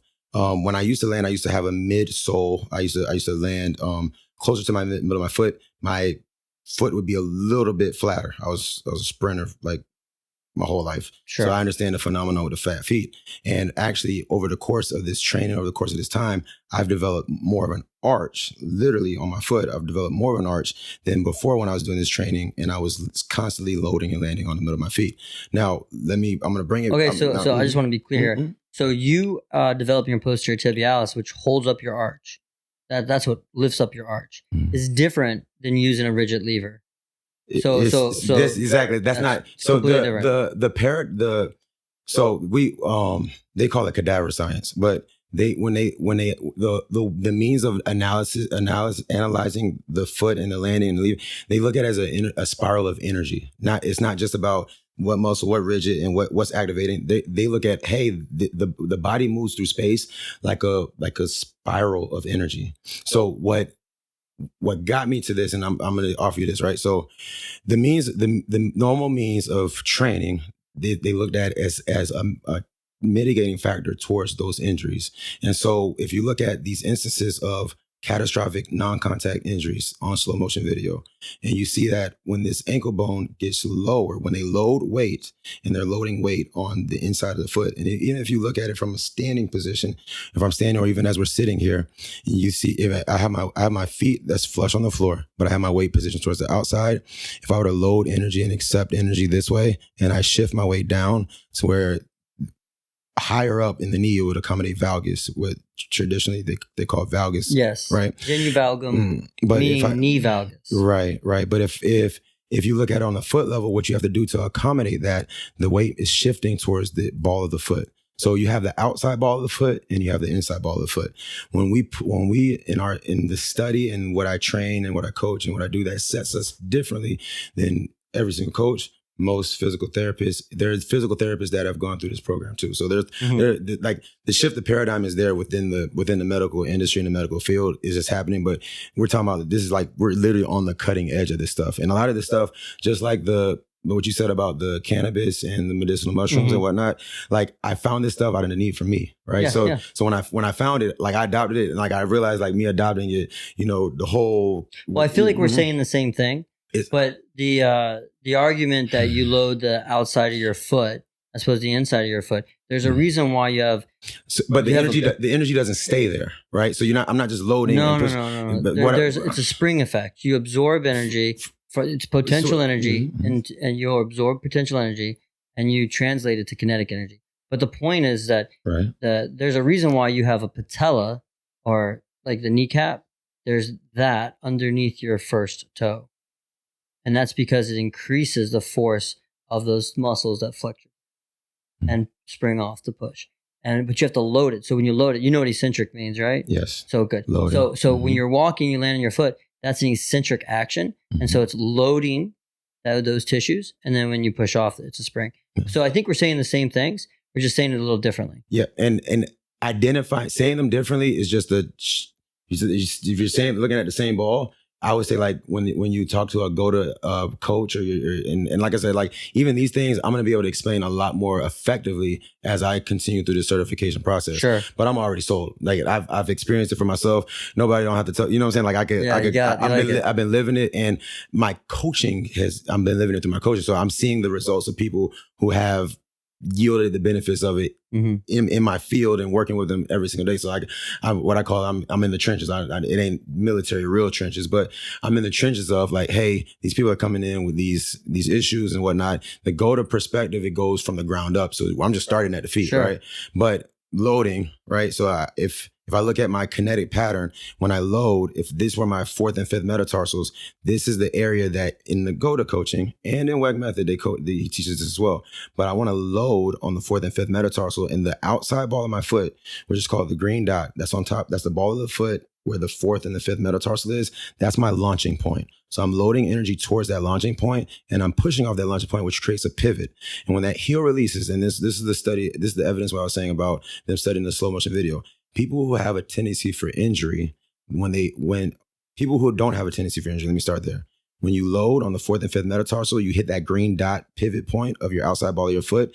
That's when that energy goes from eccentric to concentric, when they're finally pushing through. But that's the launching point. In tradition, what we look at traditionally is it could be the entire ball of the foot. It could be anywhere here. They hone in on the outside ball of the foot on the fourth and fifth metatarsal. When you push off of that pivot point, your heel releases out, and it allows an effect that goes up the kinetic chain to the hip. For an internal rotation of the hip. So when you're loading, they're essentially saying you're loading on the outside and accepting energy into what's called a bow, and you're allowing the external rotation of the hip. And then when you release, that's when it accommodates the internal rotation off the outside pivot point of the ball of the foot. There are other things that happen further up the kinetic chain that show for this, but that's essentially the premise of it in I get it. They're not saying anything new at all. I get that. They're not saying anything new, really. It's just different terminology. And then now if I take this to the training perspective, right? Because with that understanding, right? If you look at traditional power lifts and powerlifting and what I was taught, and my injury started when I got in college, right? So once again, I'm testifying. When I started introducing power cleans, power lifts, and deadlifts, and barbell lifts that were keeping me square, as opposed to having that locomotive element into my training. And then I went on a track, and I'm doing this locomotive pattern because this is what I was born doing. I ran out of the womb, right? It's from my parents. You just took testimony. Off. Your mom, they said push, and you went. I had the umbilical cord still on me, and they cut it on the way, right? But they knock you down to pull you back. But when I look at the patterns that I began to introduce, it was confusing my nervous system. But when you look at also, and it's very difficult to do, I've even tried to, it helps tremendously for me. I have these things called, I use what they call slant boards. Uncle Weck, David Weck, who invented the Bosu, he invented what they call Weck steps, and it sets your foot at a pitch. So that helps you receive energy more towards, it helps the energy goes towards the outside of the foot more even if you're going to do power lifts. So when I have my clients with me and I put them on these steps, I just did a demo yesterday with this, but when you have a person, and I do a resting squat assessment, I say, hey, let's show me your squat. They go down to squat. You'll see you'll see them accommodate some shift of the knee on the inside. You'll see the weight shift somewhat towards the inside of the foot, as opposed to where I was just talking about. And then I'll put them on these steps, and their weight, and they're actually able to accept the energy as they load with what they call a bows, right? And the bow and helps the medial glute activate, is pulling the energy through by loading out, and then allowing them to pull into the hip and pull into the glute med as they load back in the squat. And you can literally see the difference in the activation while they're on the step. Now, when I coach them, right, the objective is to be able to for them to accommodate that without the steps, right? So like even for myself, and the pattern looks different. So let me turn this into a gait conversation real quick. When you load on the outside and you roll and you hit that fifth on the top of the fourth or fifth metatarsal, and that's your pivot point, and the heel releases out, that's a spiral of energy. And then you send the energy to the other foot, load, outside pivot point, boom, and it's spiraling back. When you look at, and what I said about the observation of animals in nature, like every two-legged animal or every four-legged, silverback gorillas are a great example. But having a position where they call back chain dominance is crucial to accommodate that movement pattern. If my hips, and they identify it by the hips, if my hips are directly underneath my ribs like this, then it makes it a lot more difficult for me to accommodate those patterns from a locomotive perspective below the hips. But once my hips are behind my rib cages, then if you look at like I said, the silverback gorilla is like a perfect example. You'll never see a silverback in nature. Like you said about that curve that Michael Johnson, some of the language does overlap. But if you look at a silverback, they always have that when they're on 2 feet, right? They always have that curve. And that's, if you notice, their hips are behind their ribs. And it allows for the shift for the head to go over foot on one side. And then when they're ready to leave that column, we call it a column. But when you're ready to leave that column and advance to the other column to accept that foot loading on the other side of the body, it allows the push to happen off the outside pivot point, and it directs the energy to the other foot. So this is another level of it, because like I said, I'm in the trenches. I'm working with kids. I train athletes, right? And I got a kid in college. He had both of his legs broken. So he was born with bow legs, right? It's kind of like the condition that you were talking about. And well, he's bow-legged or at the knees? He was below the knees, and he was actually below the knees. So he's flat-footed. You're saying he was very flat-footed. He's not anymore, right? And he's faster now, right? So like I've been working with him for the last 2 years, and I've seen this progression. I knew him before the procedure. I knew him when he had the legs broken and they put the plate. He's 21. Okay. So 20. He's 20. So I met him when he was 18, and he had his legs broken, tibia. They put the plates in, and he actually had to go through the choice of whether he was going to keep the plates in or take them out. And then he decided, because he's aiming for the NFL. And so he's like, hey, I can't play in the NFL with plates in my legs. I'm gonna go ahead and go through the procedure, get the plates removed, and just let my bones strengthen up and work from there. So once he had the plates taken out, we shifted completely. The kid couldn't even do it anyway. Like as far as the weightlifting, the traditional weightlifting patterns of the barbell, because it was literally flattening his feet out to accommodate these positions of the cleans and the deadlifts that he was doing. So we completely took that out of his regimen altogether when he was training with me. And then we went to bodyweight activities. But even as we honed in on bodyweight activities, at this juncture is when I was really just starting on this stuff. I had just become WeckMethod certified, but I was still digesting the GOATA aspect. And so the weight, him focusing on shifting that weight on the outside of his foot, and us focus on the locomotive pattern in our training, as opposed to the hips being square, the core being braced stiff, which that's not what he wanted to do to optimize his locomotion, especially with the way his legs were. We incorporated that as far as our training. And now inevitably, because he's a collegiate athlete, he does those things when he goes to college, but that's not his only mode of training, right? And what the GOATA philosophy, what they hone in on is that if it's not good for your locomotive pattern, we want to mitigate it all the way. So they take out. So when you look at their training methodology, they don't do power clean. When they use a barbell, they use it in what's called a landmine, right? So where you're able to rotate and use the core and a rotational factor. But you're also more up on the midfoot with the landmine when you lift it. You can be, right, but you don't have to be. But there's a lot to digest with that. First off, we are saying the same thing. We're just saying it differently, and the reason is that I'm using more medical terminology, which is understood throughout, countless careers within medicine. And this is more athletic language. So what you're saying is when you're talking the load, you're talking to actually push off. Absolutely. And when you're talking about weight acceptance, it's movement. The energy is moving. Yeah. Yeah. So we are saying the same thing. But when you accept the weight and you strike with the midfoot, traditionally that's what you want to strike with, is the midfoot. You strike with the midfoot, you strike with the first 2 toes. That does the weight bearing. And as you absorb energy, you then, when you go to push off, you do push off on the outside. However, people that are flat-footed, they are flat-footed, their tibia is rotated externally, they're typically in a knee valgus, which we're still not necessarily clear whether or not that's pathological or okay, because everybody's different. And at that point, they tend to be flexing their hips, and they tend to utilize less extension with internal rotation. That's the typical gait pattern, is that you absorb energy through midfoot contact, the first 2 toes, you push off with the outer foot, you don't go into valgus of the knee, and you rotate when you go into extension, abduction, internal rotation. But when you strike, when you accept weight, it's flexed, externally rotated, and adducted. So we're saying the same things. And the reason why the arms are efficient is that the lats attached to the arms, the lats pull your elbow backward.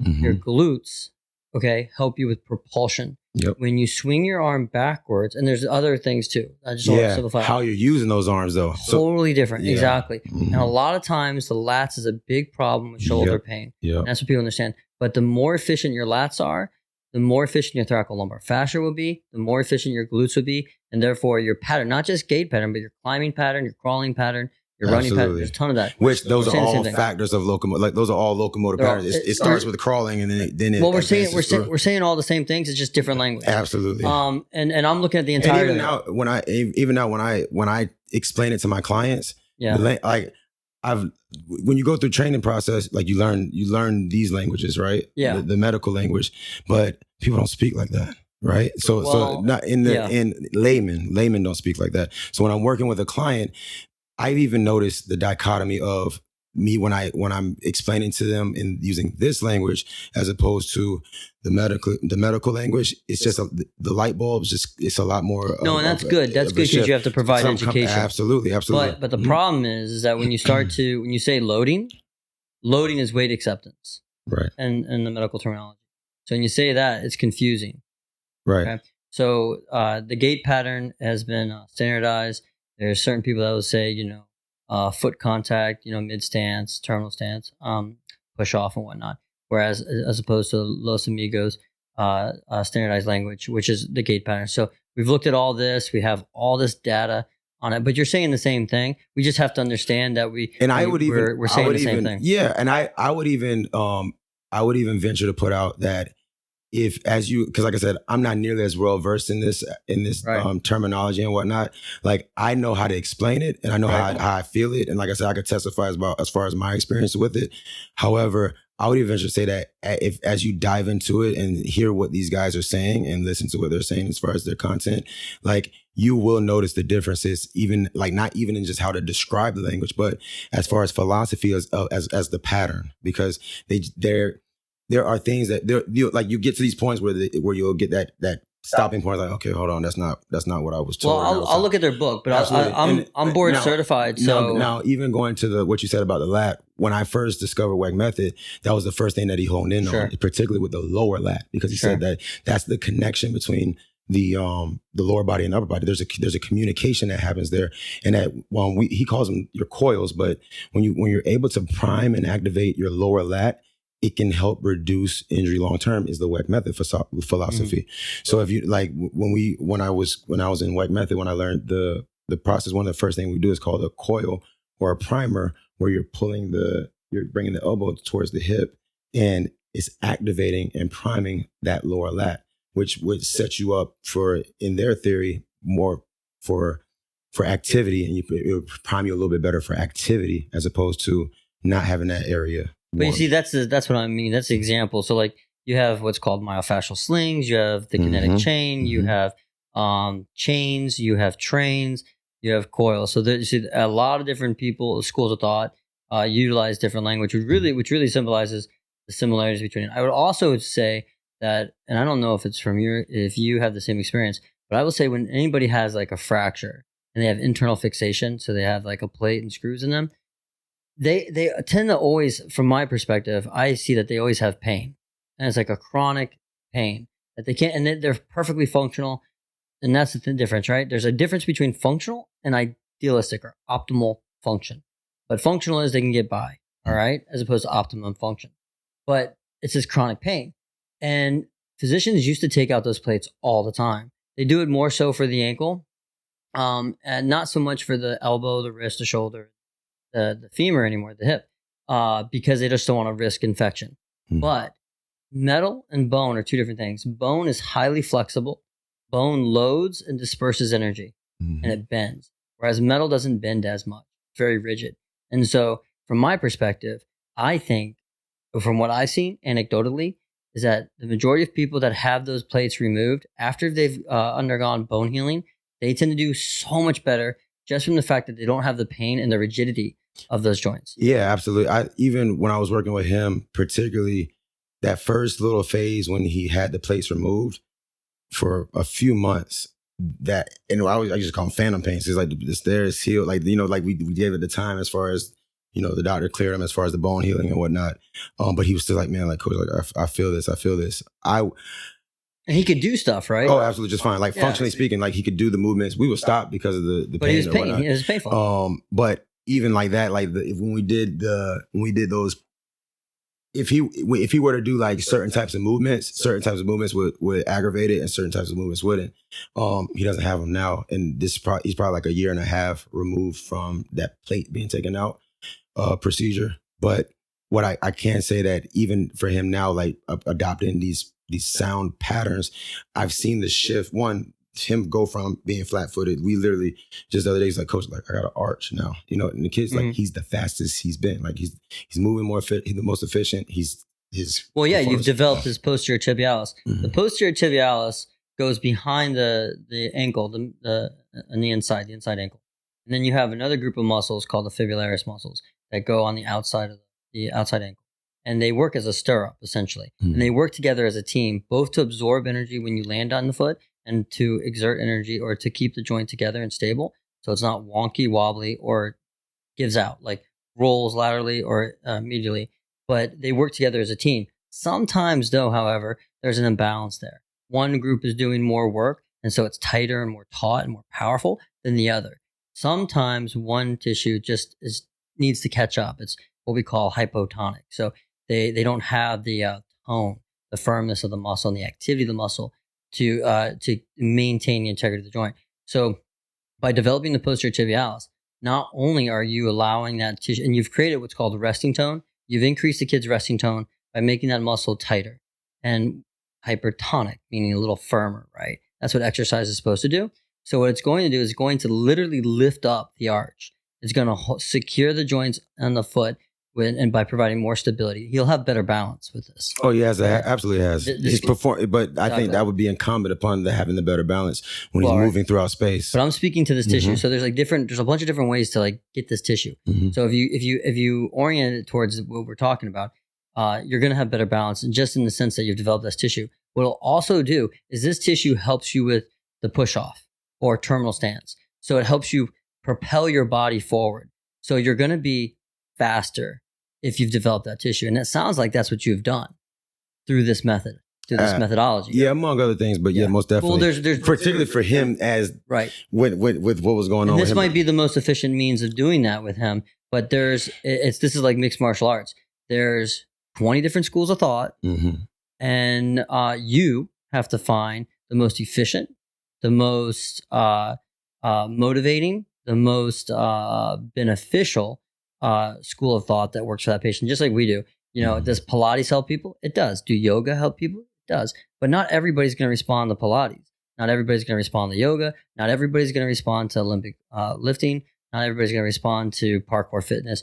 There's a difference there. With Olympic lifting, they do emphasize, you know, squaring your feet and weight bearing through your heels, which is a completely different way to move your body, and it does not carry over towards functional. They call it reverse movement in GOATA. And does it call it reverse movement? They call it reverse movement because of how the hip drives forward in space. Yeah, but it sounds like you found the means in which you could help this kid, which is excellent. But now I using him as an example, but like you know, he was my client before I owned a gym. Sure. Now I train like people, and this is the entire, when they come in, the 45-minute functional classes. So even with Joe, when you saw me before, elements of it, that wasn't the entire basis of the training, but elements of it was there because I was one of the coaches there and would put into the programming. Now it's the entire basis of my programming because I have a gym now. No, that's great. But we need allies as a physiotherapist. I need you. I need you, you know, because there's some patients that, you know, the insurance runs out and they need somebody. Okay. In addition, there's some people that need a transition. They want to get back to an active lifestyle and they're in a transition. Okay. There's some people that need additional help that I just don't have time to offer. Or I don't have the know-how to offer to help. And there's some people that they become motivated, they're excited, and they want to have a more enriching life, and they need you because, you know, how many times have we been offered, hey, you come to my house privately and work with me? Do you know anybody? And you know, as a former strength and conditioning coach, I don't have a lot of allies in the PT world, and I've met a lot of PTs, personal trainers who don't hold this mantle that you have, that don't understand things. They're going by bro science, or what does Men's Health say, right? So we need you. We need you. So you're going to be a great ally for us, and transitioning patients who can do more or need more beyond what we can offer at that time. So I'm glad that we've had this discussion with you. Absolutely, yes, sir. But you got any other stories of how this program's helped people? Yeah. So now for me, I'll bring myself back into the mix as far as what it's done for me personally. So, and kind of segue it off into the clients. The emphasis of the training and what it honed in for me, what it brought back the importance of, and I think it was always there, but it highlighted it more, emphasized it more, was the assessment phase, right? When you intake a client, being able to properly assess them and know, hey, this is where your starting point is, and these are the results. Because like in my industry, you have the coin, phrases of fat loss and muscle gain. Like, because I want to lose some fat, I want to gain some muscle, and while those are great goals to have, having that as just having that as your focal point of your exercise, I think can yield you a lot of room for error as far as places you end up landing, right? Sure. And so what I liked about this protocol is that they basically, first of all, is like when they prescribe exercises to a client, it's all based off an assessment. So like for me personally, I'm going through it. Like as I'm even starting this certification, the first thing I did, I was like, I got to fix myself. And like, I've been studying for a couple of years and like moving by these patterns, and I've yielded the benefits of it. One of the things that I've had contact injuries where I've fallen off of stuff, and like hurt my lower back and it kind of lingered. And, by virtue of that, I know my movement patterns it changed. I wasn't walking the same as I did before the contact injury, before it happened. And I've had non-contact injuries. I tore my quad. Like I said, I was telling you about the shoulder tear, the shoulder pull, and I used to pull my hamstrings a lot, particularly when I got into college. But I also, like I said, I was starting to draw that connection between these types of movements and patterns that I was doing in the weight room, and then coming back to the track. I wasn't. When I look back at it, I was like, okay, like there was a dissimilarity or a dissynchrony between what I was doing in the weight room and what I was doing on the track. What do they say anything about shoes? Absolutely. What do they say about shoes? The flatter, the better. Yeah. Why? That because you want to feel what your feet are doing to the ground, how you're responding to the ground. Okay. So like it's I like I said, I make it artful as far as the language, but I said that I want to respect Mother Earth when I load weight into her. When I push energy into Mother Earth, I want to do it in a respectful way. And so that's why when they like the term bow, like traditionally we think bow legs, right? But when the shape, I know what you're saying. Right? I know what you're saying. Right. So I always draw this analogy even because the language connects people, right? So when I'm explaining to even my athletes, and I'll show you like some before and afters. I've done a week of this GOATA with practice with a couple of clients, and I'll show you just what like the results that they've gotten just from their resting squat and whatnot. But when I use the analogy of Eastern culture, right? When you greet somebody, like you bow, B-O-W, you bow. It's respectful to bow. And I was talking to these boys. They're young. They're in middle school, early and late middle school, two brothers. And I said, hey, in Eastern culture, that's actually where they're from. I said, in Eastern culture, in Eastern tradition, what is it considered if you don't bow when you greet someone? And they said it's disrespectful. And I said, that's how B-O-W, bow. If I am introducing my weight or my energy into Mother Earth, I see what you're saying. And I don't bow, then I'm disrespecting Mother Earth. And if you disrespect Mother Earth long enough over and over and over again, because we're taking 10,000, 20,000, 30,000 steps a day, add that up over a year, there's a cumulative effect of that. So even like the language, how I say, not to the planet though, to your body. To me, yeah, because the Earth is gonna be Earth, right? Well, the Earth she's made, she's created, she got her energy. How am I receiving and using that energy from her? But in something you said earlier though, when you're looking at indigenous individuals, people, they don't load with the heel strike. No, midsole. Okay. And mid exactly, midsole, midfoot. And even, right? But if you look at their pattern, right? And like I said, I even go to Amish because in this video, he analyzed them, and their modern accommodation isn't the chair so much; it's just the footwear, right? So you will notice some idiosyncrasies like from person to person, but the vast majority is completely different than you look at our population. And when I assess, like I'm doing like this, once you see it, I can't unsee it, right? So I'm doing this running analysis of like everywhere I go, and it's where like I'm looking, I'm like, oh wow, and I've even doing the math in my head, I'll see, out of 100, I'll see 3. Yeah. 3 that has this natural spiraling pattern to their movement, and the rest are like this. But they're pro barefoot, the barefoot movement. That's been a big thing. I would definitely say so. Yeah. Even like the shoes that I have on now, I've gotten some feedback about them. It's like, hey, like the shoes that you're wearing, they kind of lift up on your big toe a little bit because of just how they're created. But they're generally good shoes because of how much they have a 0 drop on them. There's 0 drop. They're called zeros. These are called 0 shoes. You have. I didn't even notice. I like zeros. Yeah. So they based that off of the indigenous tribe. What was it? Is it the Mexican Indian runners? This one, what Zero did? Zero, yeah, exactly. Yeah, out west. Yeah, Yep. I believe so. Mm-hmm. Which and they were like these people, like they'll jump up and run a marathon or something like that, like no problem. Yeah, exactly. And they do it in sandals, but in sandals and in flat and thin flat shoes. But they're great runners. They're very fast, and this company is a great company. The shoes. Extremely comfortable. It's easy. Just slip your foot in. You can go. As soon as I put them on, I could immediately feel. But even when I got into the training paradigm of it, the first thing I did is I went on Amazon. I got me like a pair of $10 shoes that were flat and a lot more ergonomic for what I needed to do and how I wanted to use my feet. And I was like, man, if I have a proper insole put in these shoes, something that, because they don't come with good insoles, but if I put something that's a good, nice flat, but insole that helps me to absorb the energy well, I noticed an immediate difference. I was like, man, it's a $10 shoe versus, nothing against Nike, but versus like $130 pair of Nikes. I'm like, my feet and my Connect chain feels a lot better.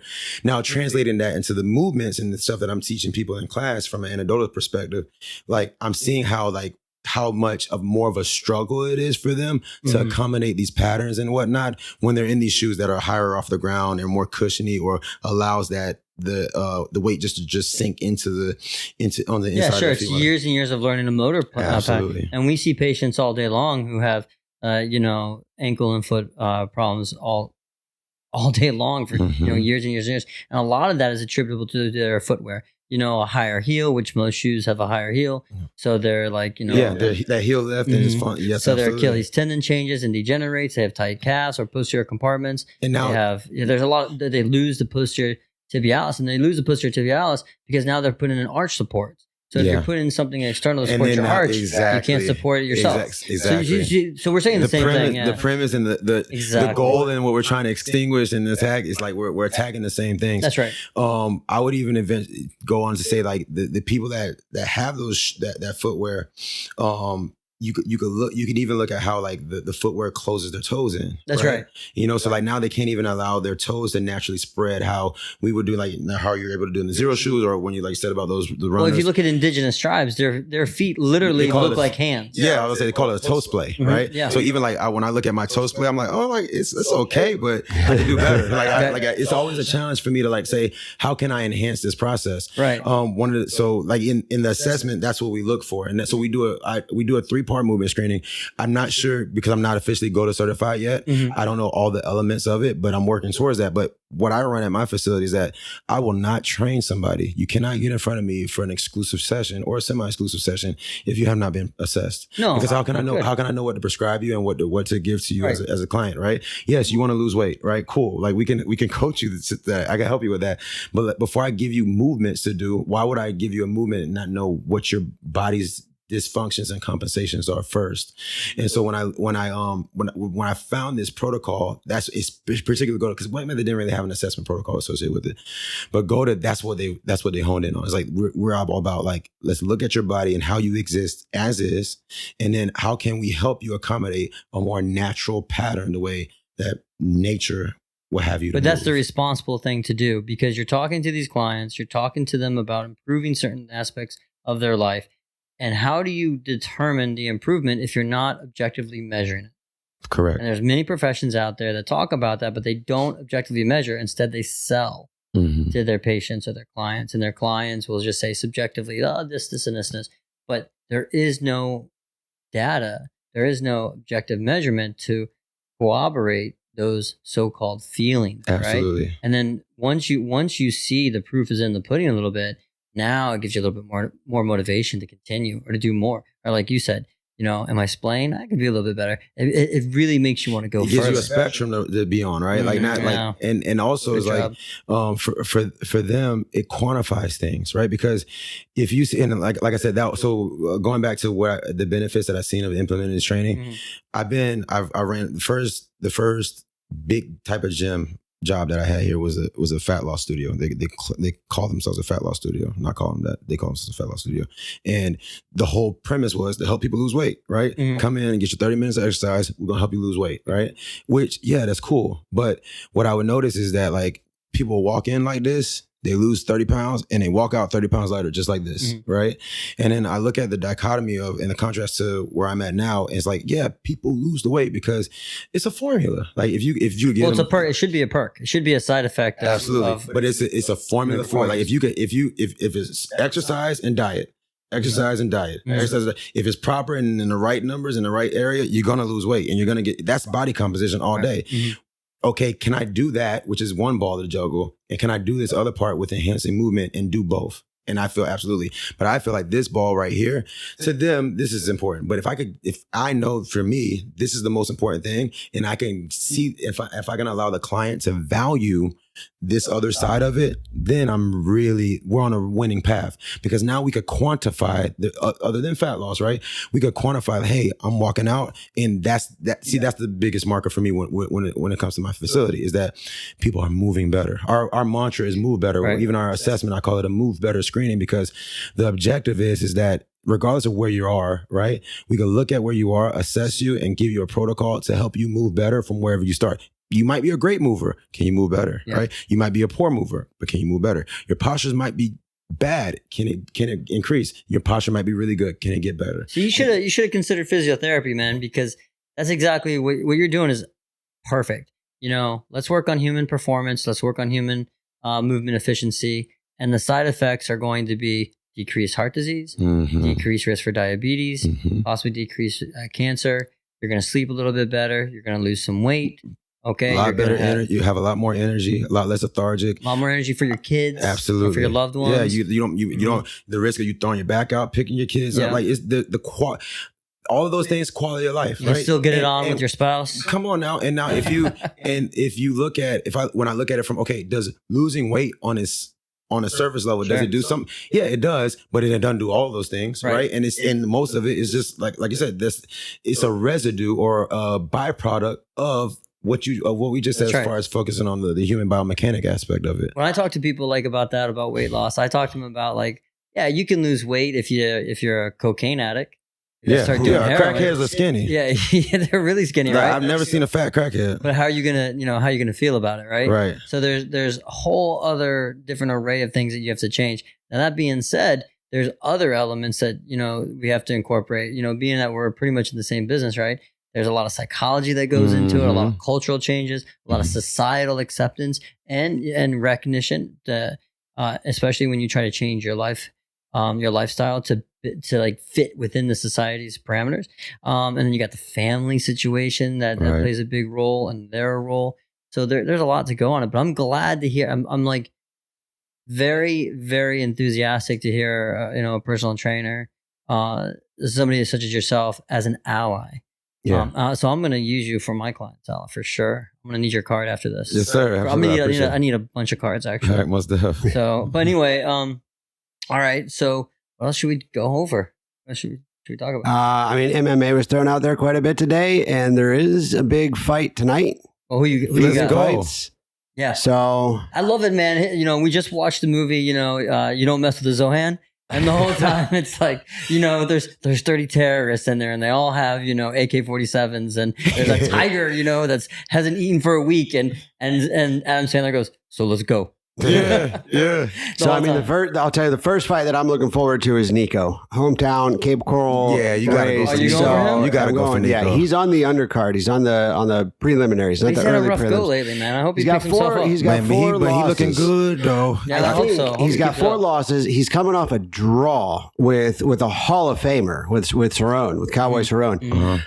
You know he's got to be hungry. He's got to be hungry Yeah. to. And Cowboy's on the way down. He's on the way Cowboy's down. great though. But that's Yeah. okay. And That's Cowboy's still always okay. even He's dangerous, man. But Yeah. hey, still. So Shout out coming to in, Nico, man. He is the underdog, but I think he's going to win. I think he's going to pull it out. I hope he was focused in his training. Yeah. Because I feel like when I watch him fight, sometimes he gets a little bit gets a little off unfocused, and he enjoys getting hit. It looks like it. He enjoys getting hit. Yeah, like he's a fighter. He's a fighter. Hey, man, some cats, that's why they fight. They like Nate Diaz. You see, he doesn't smile. Nuh-uh. Does not smile. He's a ever. fighter. That's another example. Exactly. You punch him in the You have face. your martial artists, but then you got your fighters, like a Kimbo Slice type. You know, like usually he'll be doing. You gonna be there for the punches. But the you know? Diaz brothers are special. Yeah. They don't smile ever. Yeah. And then they get punched in the face. They get cut underneath the eye. They bleed. The blood's trickling in their mouth. Now they're happy. Yeah. Now they're smiling. Yeah. You know what I mean? Yeah. Now They they're want having more. fun. You're right. Yeah. Exactly. Yup, They're yup. like fucking sharks, man. You know? But,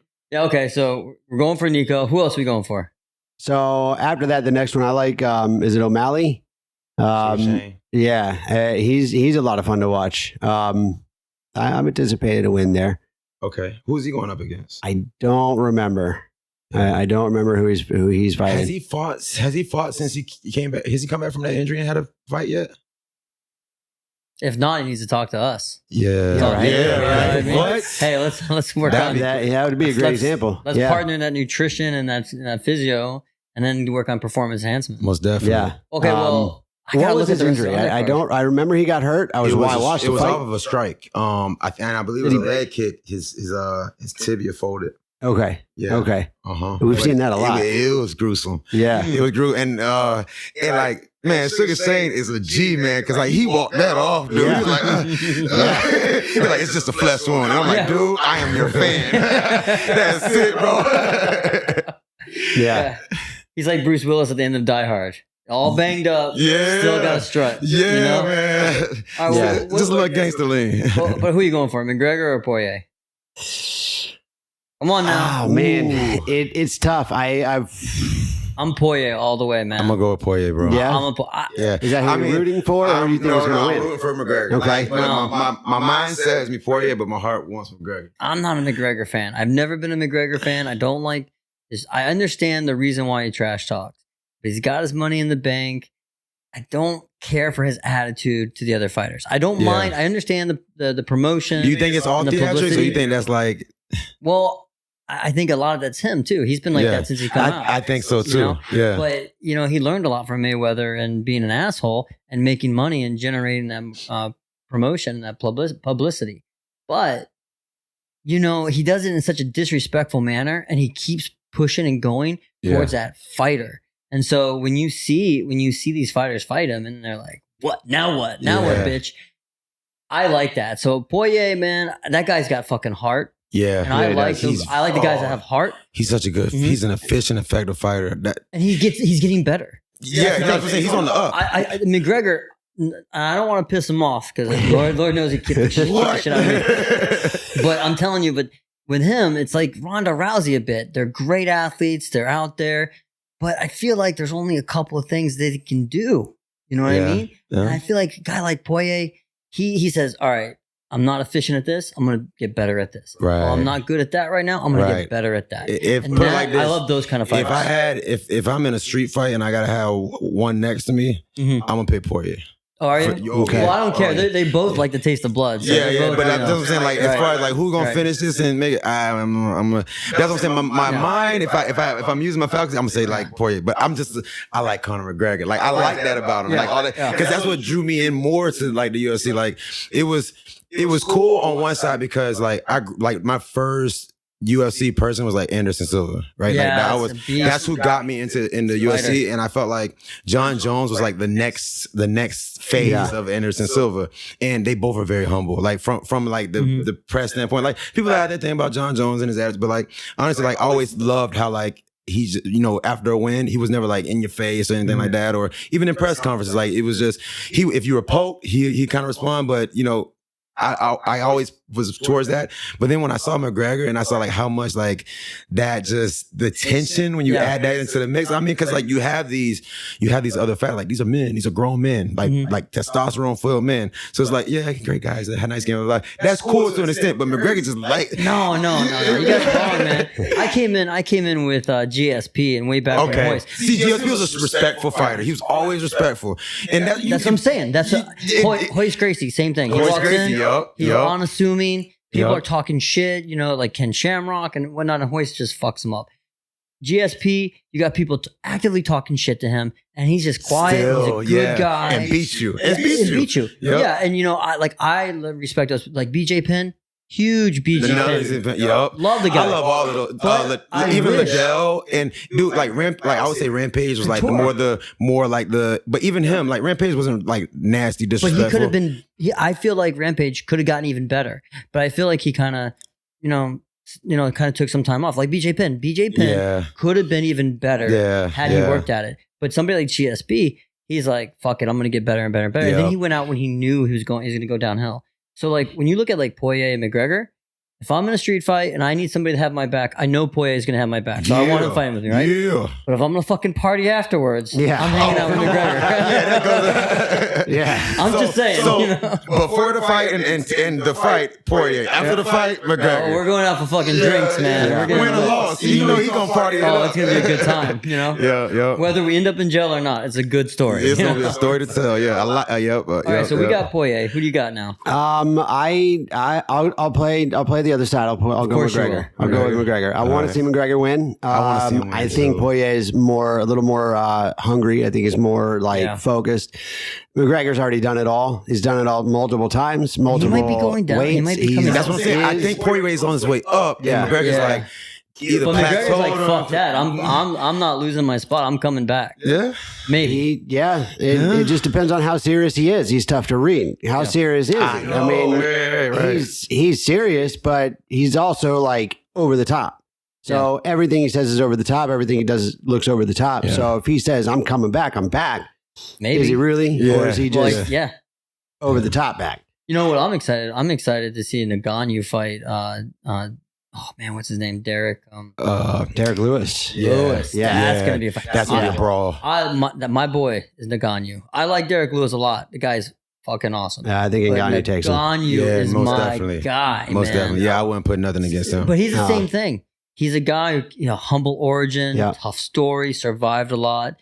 He said, his story was incredible when I found out. Man. Yeah, poor guy. But that tells you how hungry he must be. Yeah.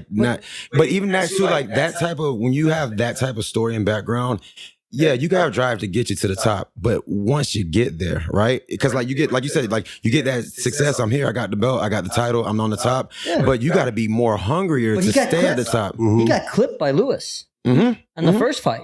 Okay, and he comes back and he fights Mikovic, right? Not Mikovic. It's I can never say his name. Right? How do you say it? Who Stipe? Stipe, yeah. Miocic. Yeah. He fights Stipe, right? And he loses that first fight. And he goes out there and he's like, oh, fuck it, I'm going to work harder. I'm going to develop myself. Yeah. And he's still humble and a good guy.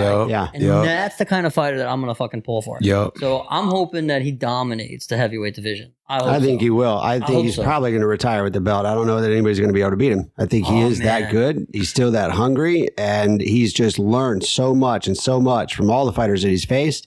And he's come back and turned around and beat him. He fights Lewis. We'll see how that fight goes. And then he's got your boy, John Jones. I was about to say, he's a beast as well. Who's John Jones going to fight for his first heavyweight fight? I don't know if they have. They're pushing for him to fight Ngannou right away. So it'll be maybe after this one? And John he should Jones fight somebody before Ngannou. That's a big jump. You got to see that jump. Yeah. They need to pay these people, man, so we can see these fights. Listen to me. Ngannou, man, I don't know if John Jones can beat Ngannou. The guy's just a natural heavyweight, and he's just as hungry and just as good as John Jones. John Jones is a master. I understand it, but I think he's undersized. The last few fights John Jones has had, I've not been super impressed. Like he didn't look, he doesn't, haven't been first. He was my favorite. And you know, it's hard too because he set a high bar right out the gate for his career. So like we're seeing him dominate the people that we like at the beginning of the conversation. We were talking about like, like these are our heroes in MMA, and John Jones just slaying them. But he's getting older and he's still partying like a motherfucker. Right, so maybe go to bed at like 8 o'clock the night before the fight. I'm telling you, that's what I'm doing. Maybe the whole week before the fight. I do that now. Get some sleep, man. You know, eat well, stay fit, get some sleep, and then see what happens. But Ngannou, I want the best for him, man. I love that fucking guy. He's good awesome. people. Yeah, good. You can tell a good-hearted individual. It's the type of person you want to see him win. But that's kind of how I feel about Poirier. Like I want to see him win. Yeah.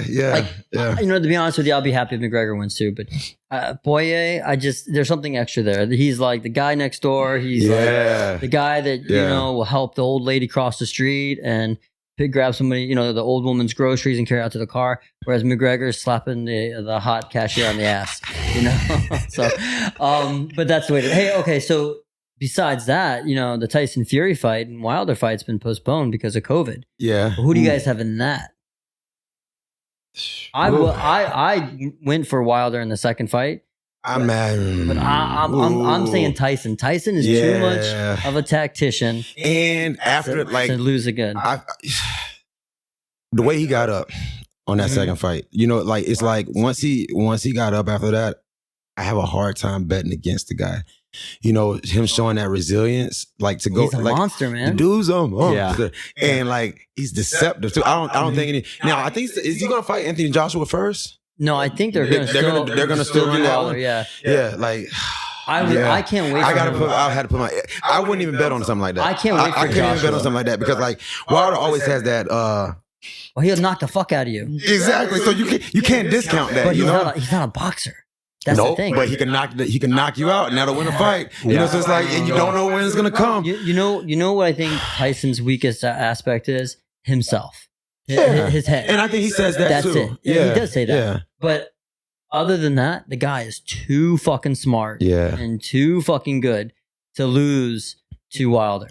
You know, that first knockdown and the first fight, that pissed him off. The second fight, he clearly won. Mm-hmm. And this third fight, I think he's going to just say, separate. I'm going to take it. Yeah, I think so too. And then I think he'll fight Joshua. And that'll be a great fight. That'd be a sick fight. Mm-hmm. Yeah. And I like Wilder. I love Wilder's story and everything. Yeah, me too. But he's got to become, I want to see him be a better boxer. Throw the fucking jab. Get your hands up. Yeah. Throw a jab, set up your punches. But that right though is nasty. Oh, it's just good. It's good to see, man. Especially like people you grew up watching like the heavyweights fight, like the old school heavyweights. Like that's reminiscent, but he just don't box like them. Like his boxing isn't on the same level. But that's my heart though. My heart is to go to a boxer and not the slugger. Except for Ali and Frazier.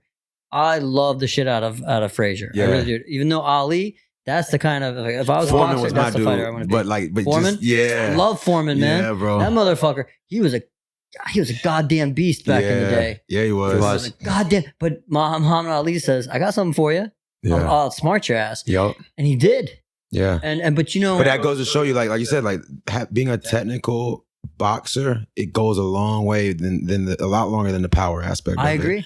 And that's, I'm a big fan of Sugar Ray Robinson. Yeah. That motherfucker. And that was back in the day when they would fight every like two fights a week. Yes. Or every 2 weeks. Now, get this about Sugar Ray, right? What got me into like my fitness paradigm. So like every day, do you remember ever doing the rope flow? Yeah. We were doing? Yeah. So rope flow is the premise, like, you know, typically like you jump through the rope, right? Okay. So the rope is a little bit heavier, not heavy, but like it's thicker about, you know, few more millimeters thicker than a typical jump rope. All right. And WeckMethod and on David Weck, he would, and I have this on my social media page, but you would see this picture of Sugar Ray and he would be using the rope, but he wasn't jumping through it, right? He was timing it and cadencing his patterns by flowing with the rope. And that's how the premise of rope flow, like it started to like, so now it's like a community of it and a lot of people do it, but we do it every day at my gym. Like, so our warm up consists of rope flow and we're moving, we don't jump through the rope, we move around the rope and allow the rope to move around us, but it allows the body to use those sling patterns like we want in our athletes that use those.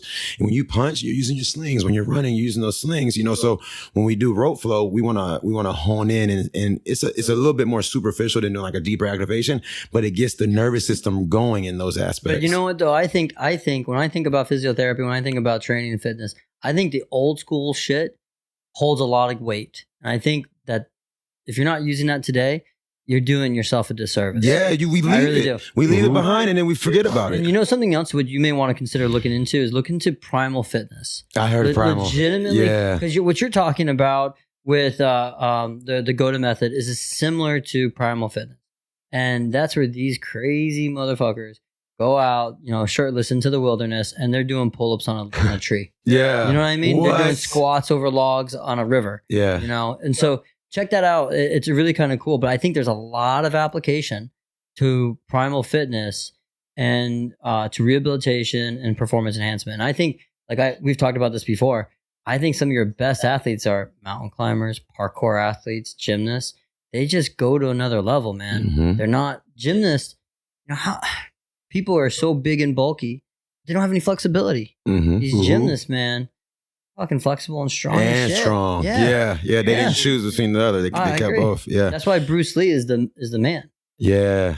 He could lift 2 or 3 times his body weight versus, the greatest power lifters of all time. But anyway, I digress. Yeah. So, okay, cool. I'm with you. So you're going for Tyson, I take it. Yeah, I'm gonna go for Tyson. If I had to pick. You're gonna go But I wouldn't contrarian put money again? on it. I'm going to go Wilder. Okay, we're gonna put money on it. Yeah. Well, You and okay. I. I'm gonna let y'all put money on that one. Yeah. Because I can't discount Wilder's that right hand, man. Yeah, It's just no. you just don't know when it's gonna come. You know what I want to see? I want to see a third Canelo and Triple G fight. And I don't understand why they're not doing a third fight because in my opinion, Triple G won that first fight and won the second fight. And I think he got robbed. Okay, fine. Robbed. You think he got robbed? I think he got robbed in that second fight. I watched that. I watched it with you. Mm-hmm. And come on, he just outboxed Canelo. Yeah. And for the judges to give it to Canelo and strip him of not only of his undefeated status, but take away his titles, it's fucking travesty. And Triple G, man, that boy can fight. I like that boy. And he's another one that comes, I don't know if you know the story, but he comes from I want to say the Czech Republic or Croatia. And his older brother is supposedly the better fighter. Wow. And he grew up poor, hard times, struggled in his country to get to the United States. He loves America because of everything it offers. And he worked his ass off to become the boxer he is today.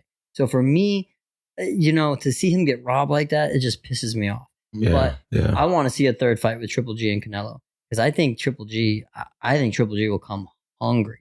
Oh yeah, most definitely. Yeah. Tear him up. I think it'd be there will be no question about it this time. I'm going to fuck him up. Yeah. And I think Canelo's a great fighter. Don't get me wrong. I really think he's a great fighter. I would love to see that, third world war. That would be great. Anyway. For sure. All right. So I think we're good, right? Yeah, I think we're good. Okay. Yeah. All right, man. Do you have any, do you want to put down any of your social contacts? Oh, or anything most like that? definitely. Plug yourself a little bit. Yeah, I'll plug you in. Plug Which plug are we talking about now? No, you're not a plug. Just plug yourself. Okay. You can find me on Instagram at Ken, that's Ken, fully armed on IG. And then I'm KenDiesel on Facebook. And then on YouTube, Ken Flow. That's my YouTube handle. Okay. You write that down for us. We'll put a link on our pages too for you. Sounds good. Most definitely. So you'll be good. All right. Do you have any other questions or anything? No. And website, if you ever want to check out my gym, is ATP Fitness. We're in Fort Myers, Florida. ATPfitness.life. Awesome. Okay. All right.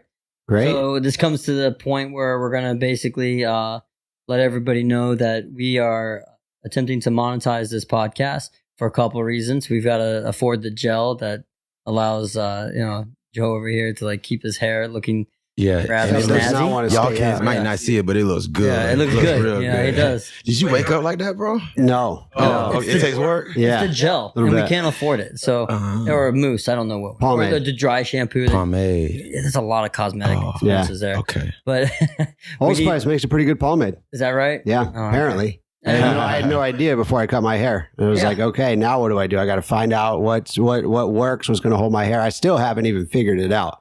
That's why we need to make money on this podcast. Yeah, is to keep you looking good. You got the ointment and your peach fuzz over there. So yeah, I got no ointment. No ointment for the peach fuzz. No. You got a little mustache comb though. I saw it in the other room. I thought.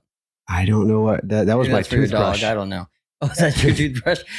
So anyway, we're looking to monetize this show to keep us alive and keep us going, but also to let you know that we want to support cystic fibrosis, the Muscular Dystrophy Association, and also spinal muscular atrophy. So 25% of our proceeds are going to go directly to those associations so they can foster research or to help families in need who are struggling with those disabilities. So hopefully one day there's a cure that, we don't have to worry about these horrible conditions anymore. Or maybe it provides a resource for our families to get treatment that otherwise cannot get the treatment, or tools that they otherwise need and can't get.